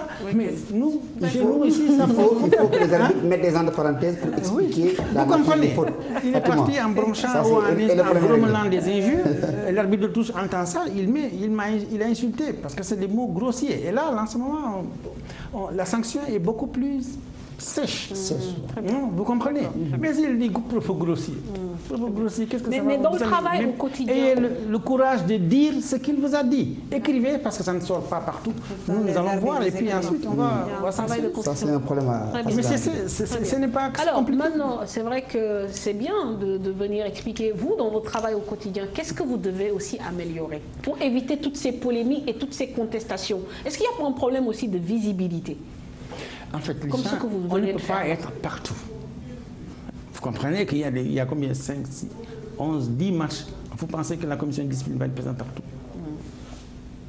Ce n'est pas possible. Ça pose un problème. Hein? Ça pose le problème on de ne moyens. peut pas avoir la télévision partout. On ne peut pas avoir les images aussi de la Ligue tous les jours. Vous comprenez? Donc il faut faire avec. Les gens doivent comprendre qu'il faut faire avec. Ce sont les éléments que les arbitres nous donnent, que les commissaires de match nous donnent. Ce sont ces éléments-là qu'il faut analyser. C'est pour ça que parfois les décisions ne sont pas prises juste après, parce qu'il y a des encore. Parfois, il y a des rapports qui sont contradictoires. Les gens ne peuvent pas voir le même match et dire deux choses différentes. Et ils étaient tous là. Nous, ce n'est pas possible comme ça, vous comprenez? On a des difficultés. Ce sont des difficultés réelles. Très bien. Voilà. Très bien, peut-être qu'il va se poser un problème de moyens, mais ce serait bien d'avoir un agent dans chaque stade. Non, mais il y a des endroits où nous avons nos agents. Il y a un qui est à Mbour, qui vient pour les réunions hautes là, Cordior, Abdoulaye Cordior. Et chaque fois qu'on peut aller voir un match, on y va. Pour voir un peu, et on prend des notes. Et puis ensuite, on regarde par rapport au rapport qui a été fait par le commissaire ou par l'arbitre. Vous voyez, des divergences comme ça. Est-ce que c'est quand même motivant de travailler bénévolement? Mais non, il faut aimer. Il faut aimer et puis se former. C'est juste ça. Est-ce que vous avez envie réellement de vous... Ce n'est pas l'argent. Franchement, si c'est pour l'argent, ce n'est pas la peine d'y aller. Très bien. Mais maintenant, ça forme et puis ça te permet de rencontrer des gens, de connaître et puis bon, qui sait. Très bien. Merci beaucoup donc pour toutes ces précisions. Bon, je pense que c'est déjà un début d'éclairage et il faudra peut-être venir un peu plus souvent pour bien échanger les uns avec les autres. Je voudrais même dire, bon, ils ont dit que le profil des membres, ces gens-là, ils n'ont jamais côtoyé le football, ils n'ont jamais rien fait. C'est pour ça peut-être qu'ils prennent des décisions. Si on a le temps un jour, je ne sais pas si vous avez le temps, je vous aurais donné au moins le profil des membres de la commission, si ça ne vous, si le temps vous permet. Très rapidement. Bon, regarde, Babacar Gueye, par exemple, il est président, les gens ont commencé par les Navétanes aussi. C'est une bonne école.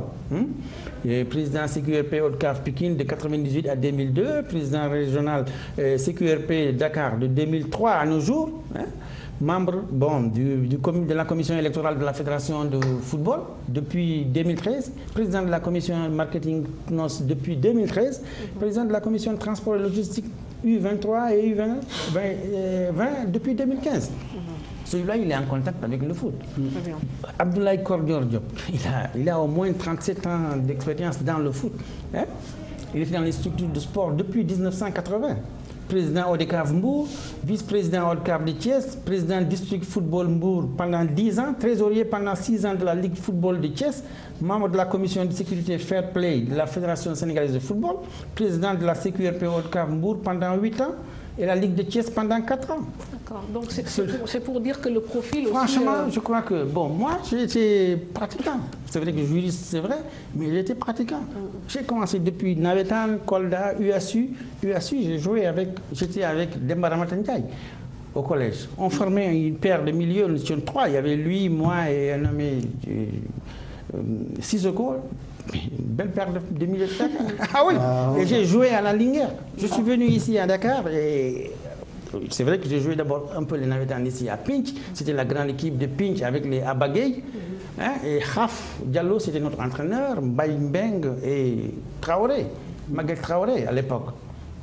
Avant d'aller à Saint-Louis, j'ai joué là-bas au moins 7 ans en première division. Et c'était les Insangom là, Nargad là. À la base, déjà des passionnés de foot. Vous êtes un homme du Serail. Voilà. Bon, alors, franchement, on ne peut pas dire aux gens qu'on ne connaît pas ça. Voilà, restez avec nous. On va changer de sujet, mais on va rester quand même dans le sport. On va parler des femmes dans le milieu du sport. Et puisque Fadouma est là, c'est l'occasion évidemment.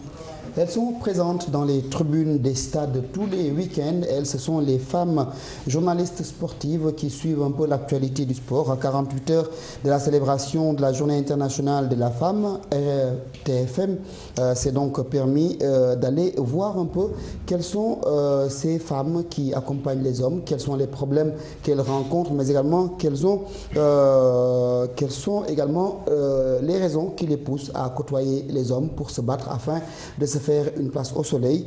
Nous avons donc, nous vous proposons ce reportage de Fatou Kinedem et de Youssou Baro.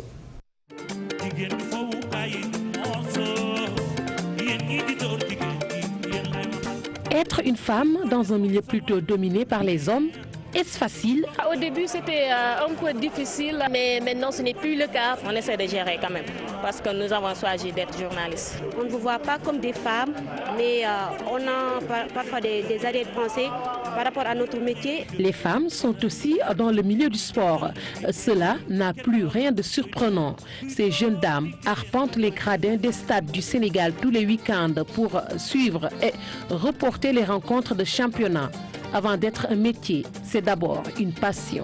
Le sport, donc c'est par passion qu'on a choisi le sport. Donc on l'a cru et on essaie de faire notre mieux, même si quand même on a des obstacles, mais on essaie quand même de franchir ces obstacles pour bien faire et pour être au devant de la scène, même être au devant des hommes, c'est possible. On ne parvient plus à distinguer les hommes et les femmes. On est tous pareils. Ils nous donnent beaucoup de facilité à faire notre travail, surtout au stade. Et je pense que ça aussi, c'est très, très, très bien. Et merci aussi aux hommes. Mais nous, en tant que femmes, on a réussi quand même à se faufiler, à s'imposer, voilà, dans ce milieu pour percer. Un métier où il n'est pas facile de se frayer un chemin, mais ces femmes comptent bel et bien se faire une place au soleil, à force de volonté et de travail. Voilà, donc des consoeurs et Fadouma également qui représente bien la gente féminine dans le corps arbitral. Est-ce que c'est difficile pour vous en tant que femme? Bon, personnellement, je veux dire que c'est pas tellement difficile parce que voilà, moi j'ai pas l'impression quand on est ensemble entre collègues, voilà, comme on dit entre guillemets, une sorte de discrimination ou quelque sorte. Donc voilà, on est tous des collègues, donc que ce soit homme ou femme. Voilà, j'ai pas. Peut-être voilà, au départ, bon. Ou partout, des fois, il y a des gens qui sont un peu machos, vous excusez du terme, voilà, qui disent que voilà, c'est pas un milieu fait pour les femmes, mais pratiquement. Est-ce que parfois vous vous faites insulter sur les terrains justement? Est-ce que oui, c'est ce genre de réflexion? Oui, c'est clair, mais bon, c'est clair, effectivement, ça, je pense que c'est partout, voilà, maintenant, mais la majeure partie, quand même, ils apprécient que, voilà, que les femmes soient. Vous avez l'impression en tant que femme de devoir en faire plus que les hommes pour y arriver? Je pense que sur ce côté, les femmes sont beaucoup plus engagées. Oui. Voilà, parce qu'on a envie chaque fois voilà, de prouver, de dire que voilà, là, nous sommes là, c'est parce qu'on a du mérite, tout ça. Donc dans un match, vous n'avez jamais inscrit dans votre rapport insulte d'un joueur? Si. Si. Comme je note, par exemple, tu peux expulser un joueur, maintenant sous la colère, il vous insulte. Donc tu vois, là, tu es obligé après, en écrivant le rapport, de le mentionner. Ça n'a rien à voir avec le carton. Donc voilà, maintenant, vous précisez qu'après même l'expulsion, voilà, tel jour, donc le joueur a eu à vous insulter. Mais est-ce que vous sentez quand même le respect qu'il faut quand vous arbitrez de jeunes garçons? Non, oui, franchement, parce que voilà, je fais le championnat, comment dire, la Ligue Pro depuis la première année, depuis la première édition en 2009. Donc je pense qu'au fil du temps, Donc voilà, moi j'ai jamais eu ce problème. Je pense que sur le terrain, donc les joueurs, que ce soit les joueurs, le staff, donc ils me respectent des fois. Bon, comme je le dis que donc on est les êtres humains. Même si des fois tu sens que même tu as pris une mauvaise décision, mais tu sens que peut-être c'est par respect qu'ils l'acceptent, voilà. Parce que voilà, tu as pris une mauvaise décision. Je pense que les hommes sénégalais sont quand même plutôt respectueux. Mais continuez à être à nos côtés. Ça fait plaisir de vous voir dans les stades. C'est magnifique. Moi j'aime bien voir les vieux, les enfants, et la famille en somme, venir au stade. C'est pourquoi j'aime aller au basket par exemple. Vous allez au basket, vous voyez une famille tout entière qui vient ensemble au basket. C'est magnifique. Ça permet aux enfants de découvrir un peu la passion du sport. Et ça se transmet. Dans un pays normal, on transmet cette fibre-là de père en fils. Tout à fait. Et de mère en fille. De mère en fille, voilà. Merci en tout cas Fadouma. Merci Richard de nous avoir accompagnés. Vous avez peut-être un dernier mot aussi. Oui, bon, il faut qu'ils reviennent tous les mois. Oui, voilà. Mais nous sommes très ouverts. Je pense que nous avons rendu, disons, jusqu'à maintenant, peut-être plus de 100, 150 décisions, en âme et conscience, conformément aux dispositions réglementaires. Nous n'aurons pas la prétention de dire que tout ce que nous avons fait, c'est parfait, mais c'était bon. C'est peut-être pour ça que nous avons été reconduits. Donc, nous ne porterons jamais de jugement de valeur sur des personnes comme ça. Vraiment, nous nous défendons de faire ce genre de choses. Et nous n'allons pas répliquer aussi aux injonctions, aux invectives de certains présidents qui nous laissent froid. Franchement, non, on ne va pas créer une polémique, ça ne sert à rien. C'est ici qu'on voit les présidents insulter les gens de la commission de discipline, mais en Europe, on n'ose même pas. Quand on touche même un truc, tu es sanctionné. Donc ici, on permet encore ça, puisque peut-être il y en a qui sont venus comme un cheveu dans la soupe au football. Finalement, vous répondez, Oui, c'est pourquoi, bon, les critiques doivent être objectives et constructives. Franchement, à peine de fragiliser la commission. Parce que si c'est celle-là qui est chargée de créer l'équilibre entre les équipes. Donc si celle-là, on la minimise, on la met rien que moins que rien, mais autant arrêter. Qui va trancher? Chacun défend sa paroisse. Dans ce championnat-là, chacun défend sa paroisse. Voilà. Très bien. Merci, Monsieur Chabiari. Donc, je rappelle que vous êtes un membre de la commission de discipline de la Ligue Pro. Donc, voilà, une première pour qu'un membre vienne s'exprimer sur un plateau de télévision pour nous permettre un peu d'avoir une visibilité sur le travail que vous effectuez. Et Fadouma Dia, arbitre international, à qui, bien sûr, on souhaite bonne chance. On sait que vous nous avez déjà représenté dans les compétitions internationales. Est-ce qu'il y a des projets en vue, par exemple, sur l'année 2017? Vous irez à la Coupe du Monde en Corée du Sud avec nos Lionceaux? Non, là-bas ce sont les hommes, c'est les U20, ce sont les compétitions des hommes. Donc moi, je compte raccrocher cette année. Pourquoi? Non, pas du tout, mais voilà, j'ai fait, mine de rien, 12 ans de carrière internationale. Donc voilà, j'ai fait pas mal de compétitions. Maintenant, j'ai envie de partager cette expérience à mes petites sœurs ou bien à mes petits frères. Peut-être que vous allez rejoindre cette commission de discipline. Voilà, justement. Votre expérience. C'est vrai, pourquoi pas.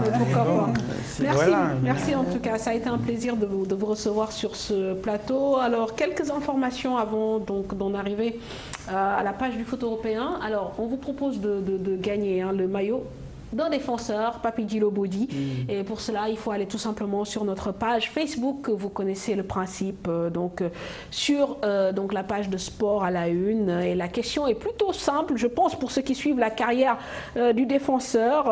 Après avoir quitté l'ASC Saloum, par quel club français passait Papi Misson Djilo Bodi avant de rejoindre le FC Nantes? Alors, 1, l'US Créteil, 2, Boulogne-sur-Mer, 3, Sénart Moissy, donc un club de CFA. Donc vous pouvez répondre à la question et le tirage au sort s'effectuera le lundi 10 avril, Inch'Allah. Et puis pour ouvrir aussi cette page du foot européen, admirons cette magnifique reprise du lapin flingueur, vous allez le voir.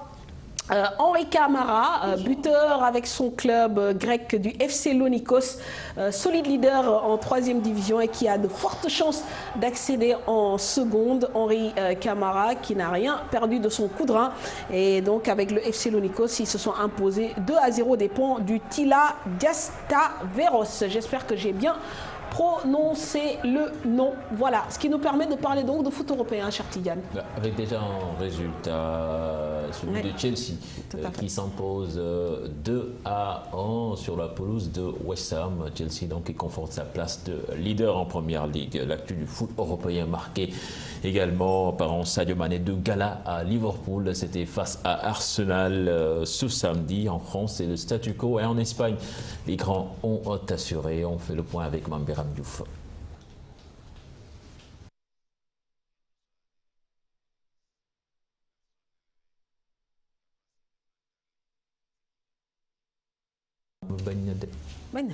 Non.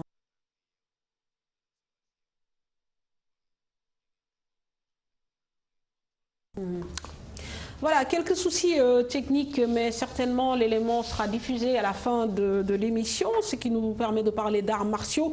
Avec la fin de la 19e édition du tournoi international de judo de Saint-Louis, le Sénégal a remporté 6 médailles lors des compétitions, de cette compétition qui a vu la participation de 289 tireurs. Le président du comité d'organisation du tournoi, Amar Ao, tire un bilan satisfaisant. Il est au micro de notre correspondant à Saint-Louis, Ousseynou Diop. Comme ce qu'on a un problème avec la machine.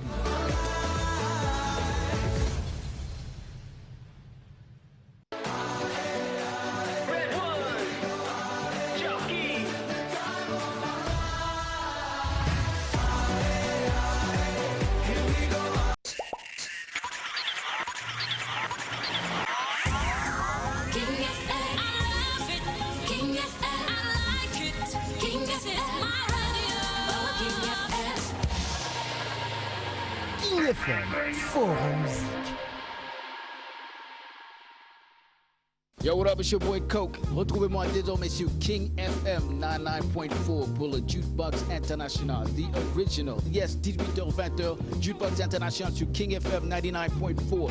Don't miss it, the best in hip-hop and R&B. Bam, King, K-I-N-G. Du lundi au vendredi, non-stop hip-hop R&B, so you know how I do, all day, every day. King FM, Jukebox, that's where it's happening now. Peace, y'all be safe. King FM, Forum Musique. Voilà, nous nous excusons pour cette coupure indépendante de notre volonté et nous repartons avec le football européen, l'actu du foot européen, comme je vous l'annonçais tantôt, marqué par un Sadio Mané de gala à Liverpool face à Arsenal, un but et une passe décisive. En France, c'est le statu quo. En Espagne, les grands ont assuré. On fait le point avec Mambiram Diouf.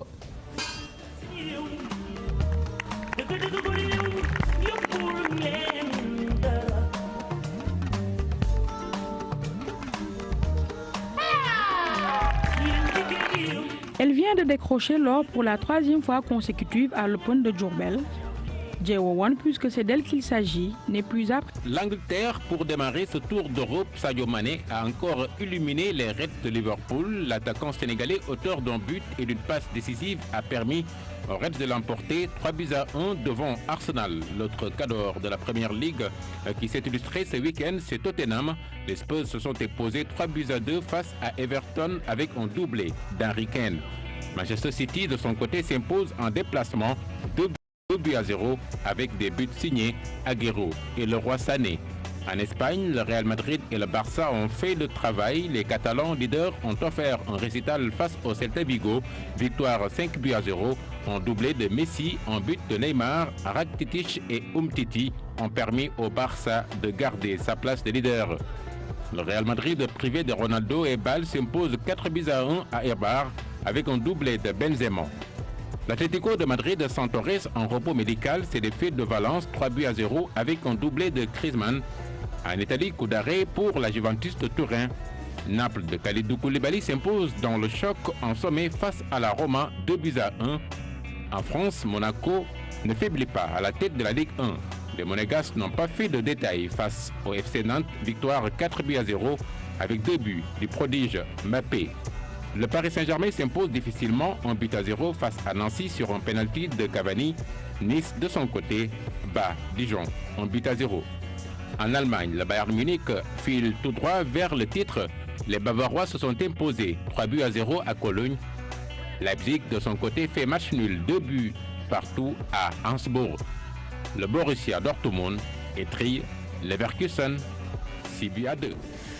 Voilà, merci Mao Cissé. On va reprendre un peu le cours de l'émission avec les arts martiaux. On vous l'annonçait, la fin de la 19e édition du tournoi international de judo de Saint-Louis. Le Sénégal qui remporte 6 médailles lors des compétitions et donc qui a vu la participation de 289 tireurs. Le président du comité d'organisation du tournoi, Amar Aou, parle d'un bilan satisfaisant. Il est au micro de Ousseynou Diop.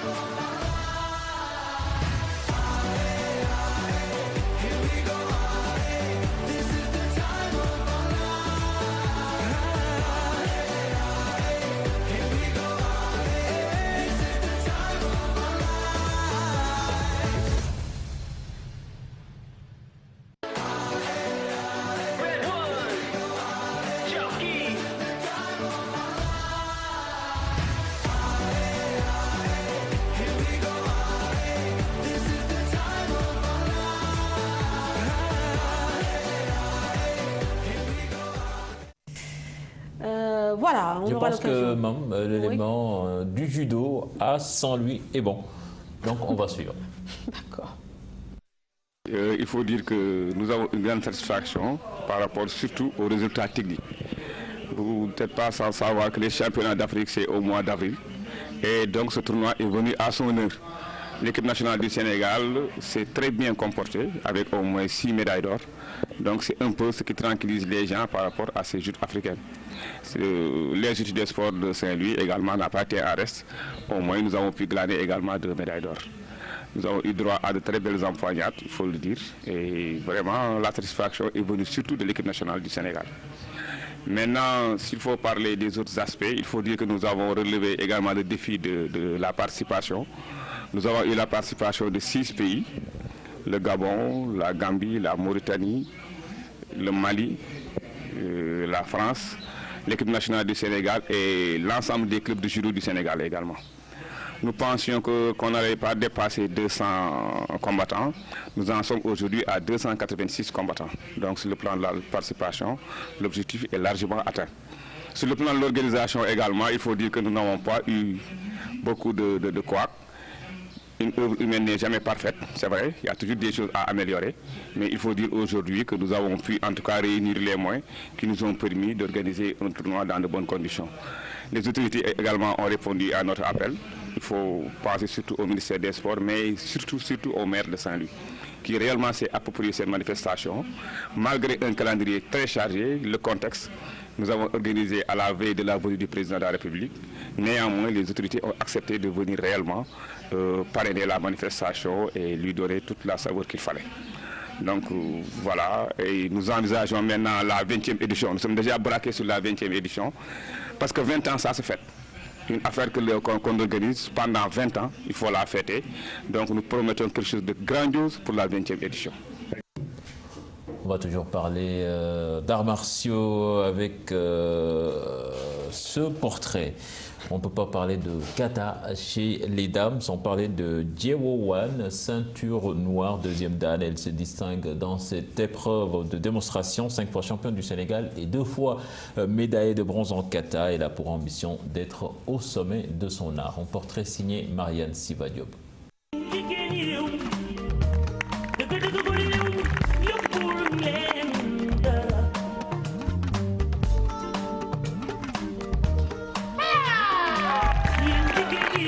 Elle vient de décrocher l'or pour la 3e fois consécutive à l'Open de Diourbel. Diewo-Wan, puisque c'est d'elle qu'il s'agit, n'est plus à présenter dans le monde du karaté où elle évolue depuis 1998. Juste après mon anniversaire, on m'a demandé qu'est-ce que tu voulais comme cadeau. J'ai dit à mes parents que je voulais faire le karaté que j'avais vu au centre sauvegarde avec des amis qui pratiquaient déjà. Je traînais tout le temps avec des garçons, je m'habillais comme un garçon et tout. Donc je dirais que c'est un peu à cause de ça que j'ai adopté le karaté en fait. Ceinture noire deuxième dan, cette sociétaire du centre sauvegarde de Guédiawaye a un penchant pour le kata. Certes, je préfère mieux les katas en fait. Je préfère, c'est dû peut-être à la personne qui nous prenait quand on faisait les entraînements. Parce que Sensei nous avait donné à l'ancienne championne d'Afrique, Fatimata Aw. Donc elle, on était tout le temps à côté d'elle, donc elle nous a un peu propulsés, avec l'aide de Sensei bien sûr, elle nous a un peu propulsés dans les katas. Donc depuis, je le fais. Et puis comme ça me réussit aussi, je le fais. N'empêche, je fais le comité aussi. Dans les championnats du Sénégal, je le fais. Mais à l'équipe nationale, je suis titularisée en kata. Côté performance, Diao se distingue sur le plan national comme international. Je suis championne du Sénégal en kata 5 fois et 2 fois championne du Sénégal comité plus de 108 et 2 fois vice-championne du Sénégal comité plus de 108. Ma première sortie c'était en 2010 en Afrique du Sud. J'ai été à la 3e place. En 2012 au Maroc aussi. J'ai eu la 3e place aussi. Au Mali, on a fait deux zones 2. La première, j'ai été vice-championne. Le second, j'ai été championne. Maintenant au Congo, la dernière fois, on a eu une médaille d'argent en équipe en comité. Au karaté, les kataïs rencontrent pas mal de difficultés. Souvent même, c'est très rare même qu'on amène en championnat d'Afrique les katas. C'est pas normal, c'est injuste.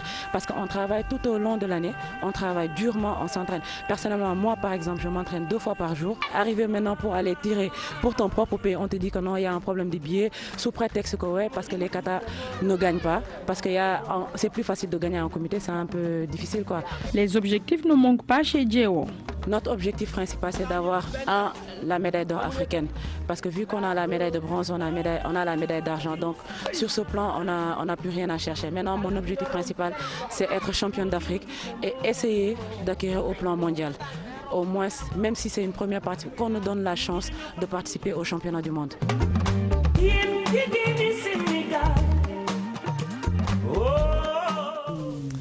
Merci à Marianne Siva. On parle des buzz web. Nous ont rejoint sur ce plateau Madio Père et Momo Ndiaye. Messieurs, bonsoir. Bonsoir, Fatou. Bonsoir, chef. Bonsoir. Voilà. Bonsoir, Madio. Mme Fatou, bonsoir. Bonsoir, madame. Ça, c'est le buzz du web pour Sport à la Live. Bonsoir. Bonsoir, Madio. Alors, Momo, on démarre avec le Paris Saint-Germain. Encore une fois, Paris Saint-Germain, Marco Verratti a maintenant sa chanson au Parc des Princes. Oui, effectivement, Fatou. Marco Verratti jouit d'une immense cote de popularité et a pu le vérifier samedi lors de la réception de Nancy. À cette occasion, le virage du Parc des Princes a inauguré une chanson exclusivement réservée au milieu de terrain parisien. Regardez.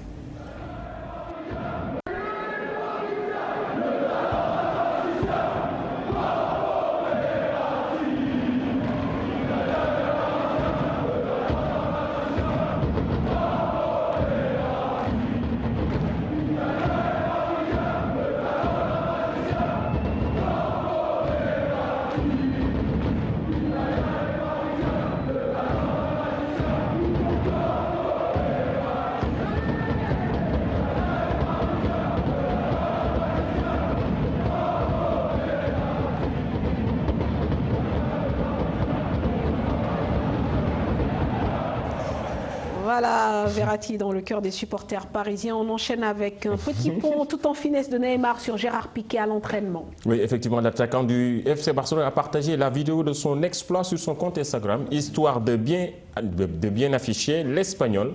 Je vais laisser le soin à Cheikh Tidiane peut-être de commenter cet exploit de Neymar. Regardez. Are you listening? Damn.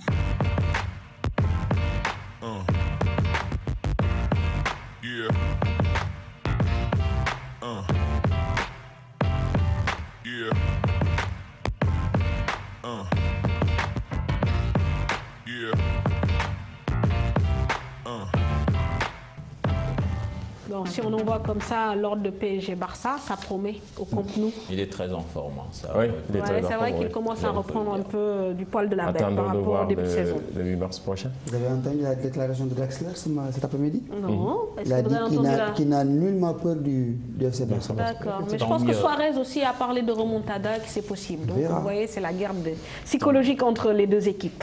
On va parler de basket avec le Bayern de Munich, qui a une équipe de basket, on a tendance à l'oublier, qui crée la polémique avec une affiche de match jugée sexiste. Effectivement, demandé au Bayern Munich qu'il a expérimenté pas plus tard que le week-end dernier en faisant la promotion de matchs de basket d'Eurocup programmé le 8 mars prochain contre la formation espagnole d'Unicaja. Le problème, c'est que le club bavarois a choisi de mettre en scène une partie féminine généreuse dans un maillot moulant avec le slogan suivant « Nous aimons les grosses coupes et nous aimons les gros matchs ». Un slogan qui fait polémique en Allemagne. Bon, je pense que c'est le seul buzz du web qu'attendait Cherchia. C'est les Allemands. C'est le Bayern, un club qui adore les provocations. Voilà, et qui adore faire le buzz. Alors, on termine avec du basket encore. À Utah Jazz, un spectateur enchaîne les dunks acrobatiques. Effectivement, un spectateur de jazz aux allures de père de famille, il maîtrise parfaitement les dunks. Regardez. Whoa! Is he going to go one more time? Are you sure? Do we have time? All right, give it up for Brett one more time.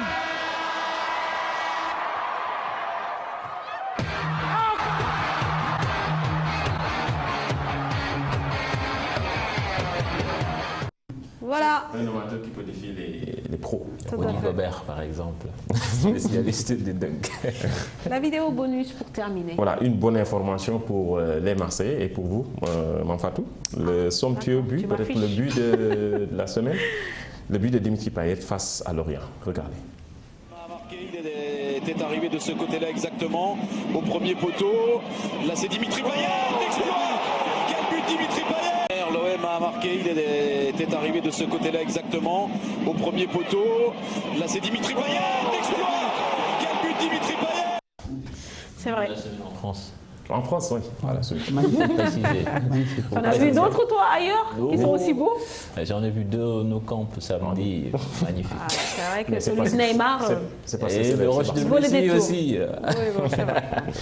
Et on termine avec l'équipe nationale de beach soccer qui a quitté Dakar pour Casablanca. 2 matchs amicaux sont prévus le 8 et le 11 mars prochain contre le Maroc. Mais le seul couac se débarque avec toujours l'équipementier Puma. D'accord. Oui. Ouais. Toujours. On se pose la question, où est Romain? Pourquoi? Alors, peut-être que Madio a la réponse. dafa sañ c'était. dama sañ du ma wax. Ah bon?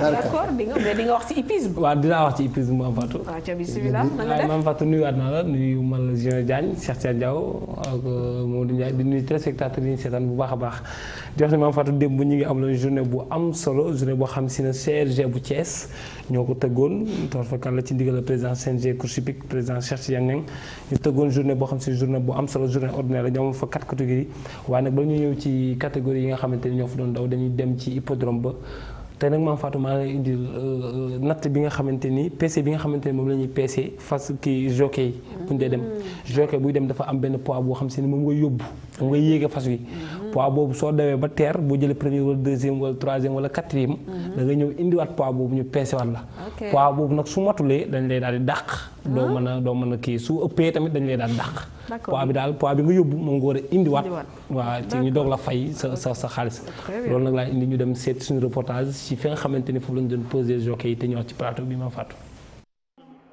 sooke bu ne bala ngaa war da ngay ñëw fii ñu peese la poids bi fa soo war a yóbbu ñu jox la ko nga yóbbu ko boo dawalee ba raw 4 premières yi dañ leen di peese waat kenn ku ci nekk lañ la joxoon bu ci dara manqué boo fekkee da ngaa raw première sax dañ lay dàq doo am dara bu nekkee lañ la joxoon loo li nga am ñu jox la ko bu fekkee première nga am ñu jox la première bu fekkee deuxième nga am ñu jox la deuxième bu fekkee troisième nga am ñu jox la troisième bu fekkee quatrième nga am ñu jox la quatrième. mais PC boobu lan moo ko waral lan moo waral ñuy PC. PC poids dafa am solo ci fas. fas bu la rawee tey ñu yokkal ko poids buñ ko yokkalee poids bu àndaat ak ña mu àndoon distance ba mu leen joxoon dootu leen ko jox day wàññi vitesse bi poids bi day wàññi vitesse bi loolu tax ñu def poids yi catégorie fas bu ne da nga am kilo yu la war kilo yooyu nag bu dara manqué boo dikkee dañ lay dàq. daw ba teer ñoon vérifier poids bi moo tax mu yëgoon nii doon xoolaat léegi joxal kii mooy deuxième bi Medina kii Medina moo jël deuxième 45 kilos la yóbbuwoon boo ko xoolee gisoo 45 yaa ngi ni ñëwaat gisoo ko léegi wàccal baax na mu ngi noonu loolu la indi léegi kenn ku ne poids bi nga yóbbu da nga koy indiwaat boo ko indi lu kenn la fay léegi xoolal kii premier bi la mooy Elie Diop puusal yow Elie Diop moo war a dafa njot bu secrétaire moo war a premier taxawal léegi kii moo jël premier Elie Diop mu ngi waroon dafa affaire njot gis nga ko xoolal indi na poids bi 47 kilos li leen doon seet maanaam bu fekkente baax na ñu wax ne fay baax na bu fekkente baax ñu dàq ko mais gis nga indi na ko xam nga li leer na wàccal mu ngoog jeex na moo jël premier kii gis nga ko xoolal moom moo waroon daal xudóos mooy cinquième gis nga ko baax na wàccal jockey bu war a yéeg dañ lay peser poids ba nga yóbbu moom ngay indiwaat bu manqué ñu dàq la donc loolu moom mooy ñu fi teg ñu koy def ci règlement bu leer bu wóor loolu daal moom mooy li nga xam ne moom mooy. moom Fatou mi ngi noonu ñuy gërëm Youssou Bara bu baax a baax ci élément bi mu nekk loo xam si lu am solo la. poids bi nga yóbbu ci fas bi moom ngay indiwaat. bu ko defee boo ko indee ñu doog laa fay mais poids bi su manqué wala mu ëpp boo ñëwee dañ lay dàq kenn du la fay. man dama am benn laaj c'est-à-dire poids bi ngay yóbbu balaa course bi. balaa course bi da nga ñëw posé wu. da nga ñëw posé wu. ñu posé la nga yóbbu poids boobu dem ànd ak fas bi dem daw boo ñëwee nag ci kii mais bu fekkee poids bi da nga manqué yow dañu lay tegal am na ay poids yoo xam si ci lañ ko dugal kilo yoo xam ci lañ dugal ci kii laytaayu fas bi ci lañ ko dugal nga yóbbaale ko léegi nag après boo ñëwee dañ lay posé waat ak laytaay bi yëpp nga posé waat ko léegi nag su fekkee nekk mais am na ñuy njuuj njaaj pour di changer poids yi entre temps waaw am nañu ci loolu moom fort Sénégal moom xam nga ni moom ba yàgg nañ ci dóor moom affaire dóor moom Sénégal yàgg nañ ci du ci ñàkk mais tamit def li nga xamante ni moom la yoon sant moo gën nga xamante ni doo ci am benn daan et puis boo gañee ñëpp dana xam ne gañee nga ci yoon kenn du la mën a teg benn daan maam Fatou ñu dem ci programme ba fa amoon nag ñoom fa 4 catégories première catégorie bi ñu ko doon daw ñoo nekk plus de 2 ans yi ñu ngi doon daw ci distance su 1200 mètres bi ñu teew ba tey ki nga xamante ni moo jël rawgat gi mooy jàmbaar ji temps 1 minute 34 secondes deuxième Thiono Douré troisième Ndeye Fall quatrième Darou Minam deuxième course bi ñu ko doon daw ñoo nekk groupe 3 ñu ngi doon daw ci distance su 2200 mètres bi ñu daw ba tey ki jël rawgat gi mooy Arif temps 3 minutes 01 seconde deuxième Bébé Khadi troisième Malène quatrième Mbar Ngone troisième course bi ñu ko doon daw ñoo nekk plus de 3 ans ñu ngi doon daw ci distance 1650 mètres bi ñu daw ba tey ki jël rawgat gi mooy Rafet Njort pour professeur Sakhi Diam ci temps 2 minutes 05 secondes deuxième bi nekk Médina troisième bi nekk Dieng Mor quatrième bi nekk Tasul Yaakaar quatrième course bi ñu ko doon daw ñoo nekk groupe 2 ñu ngi doon daw ci distance 2200 mètres bi ñu daw ba tey kii jëraw mooy duma yéen bu maam Iba Kole Bawo temps 3 minutes 02 secondes deuxième 13 troisième Burax quatrième Big Boss loolu moo fa nekkoon ci catégorie yi fa doon daw ci hippodrome Ndiaw Macodou Diop démb ci Thiès kaay ci CRG bi nga xamante ni moo ko tegoon muy CRG Thiès.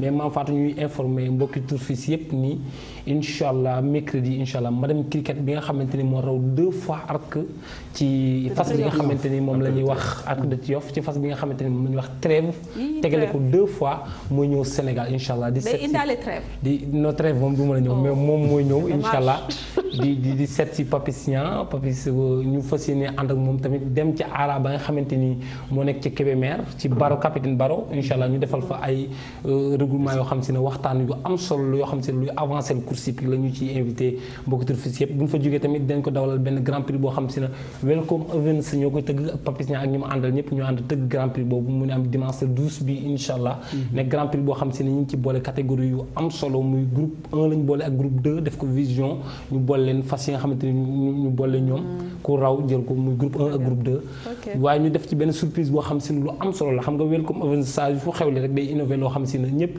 turfis yëpp dañ ciy waaru mu ñu jël fas yi nga xamante ni ñoo nekk demi-sang yi ñooy fas yi nga xamante ni ñu li ko commencé ci fas yi nga xamante ni ñoo am ñetti at ba ñëw ci groupe 2 ba ñëw ci groupe 1 demi-sang yi daal li ko commencé 3 ans ba jëm kaw demi-sang yi képp koo xam si ne bëgg nga engagement mën nga dem jeudi ci stade Léopold Sédar Senghor ci seize CNG course hippique nga dem def engagement ci demi-sang yi beral na leen benn catégorie boo xam si ne ay demi-sang kese lañ di ko commencé 3 ans ba jëm kaw képp koo xam si ne yaa ngi rek nga ñëw def engagement ci ndigal ñoom Medoune Diouf ñoom Medoune Sylla ak ñoom Papis ñoom ñëpp ñu ngi leen xaar incha allah pour amal grand prix arabe yu kene arabe yu kene nag mooy arabe yi nga xamante ni bokk na ci arabe yi gën a mag ca Paris madame cricket moo géré boobu arabe dem naa ba ca arabe dem naa ba ca arabe ba visité ko bu baax mu nekk arabe boo xam si arabe bu extraordinaire la bu mucc ayib la madame cricket ma yor arabe boobu nag moo nar a ñëw Sénégal du ko ndaw de ko ma ngay ñëw Sénégal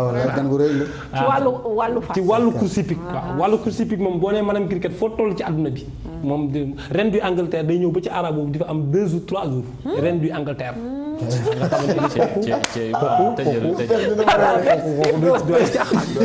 doy caaxaan mën na ñëw Sénégal ak seet si Papis ak Belgo Mobelis inchallah merci neex na man xam naa daam bi parce que wane woon nga ko fi bi nga demee France ñu ko expliqué ñu arabe yi tout ça rek fexe naa lu ma ko dóore ba tey waaye mu ma fa xam mooy maam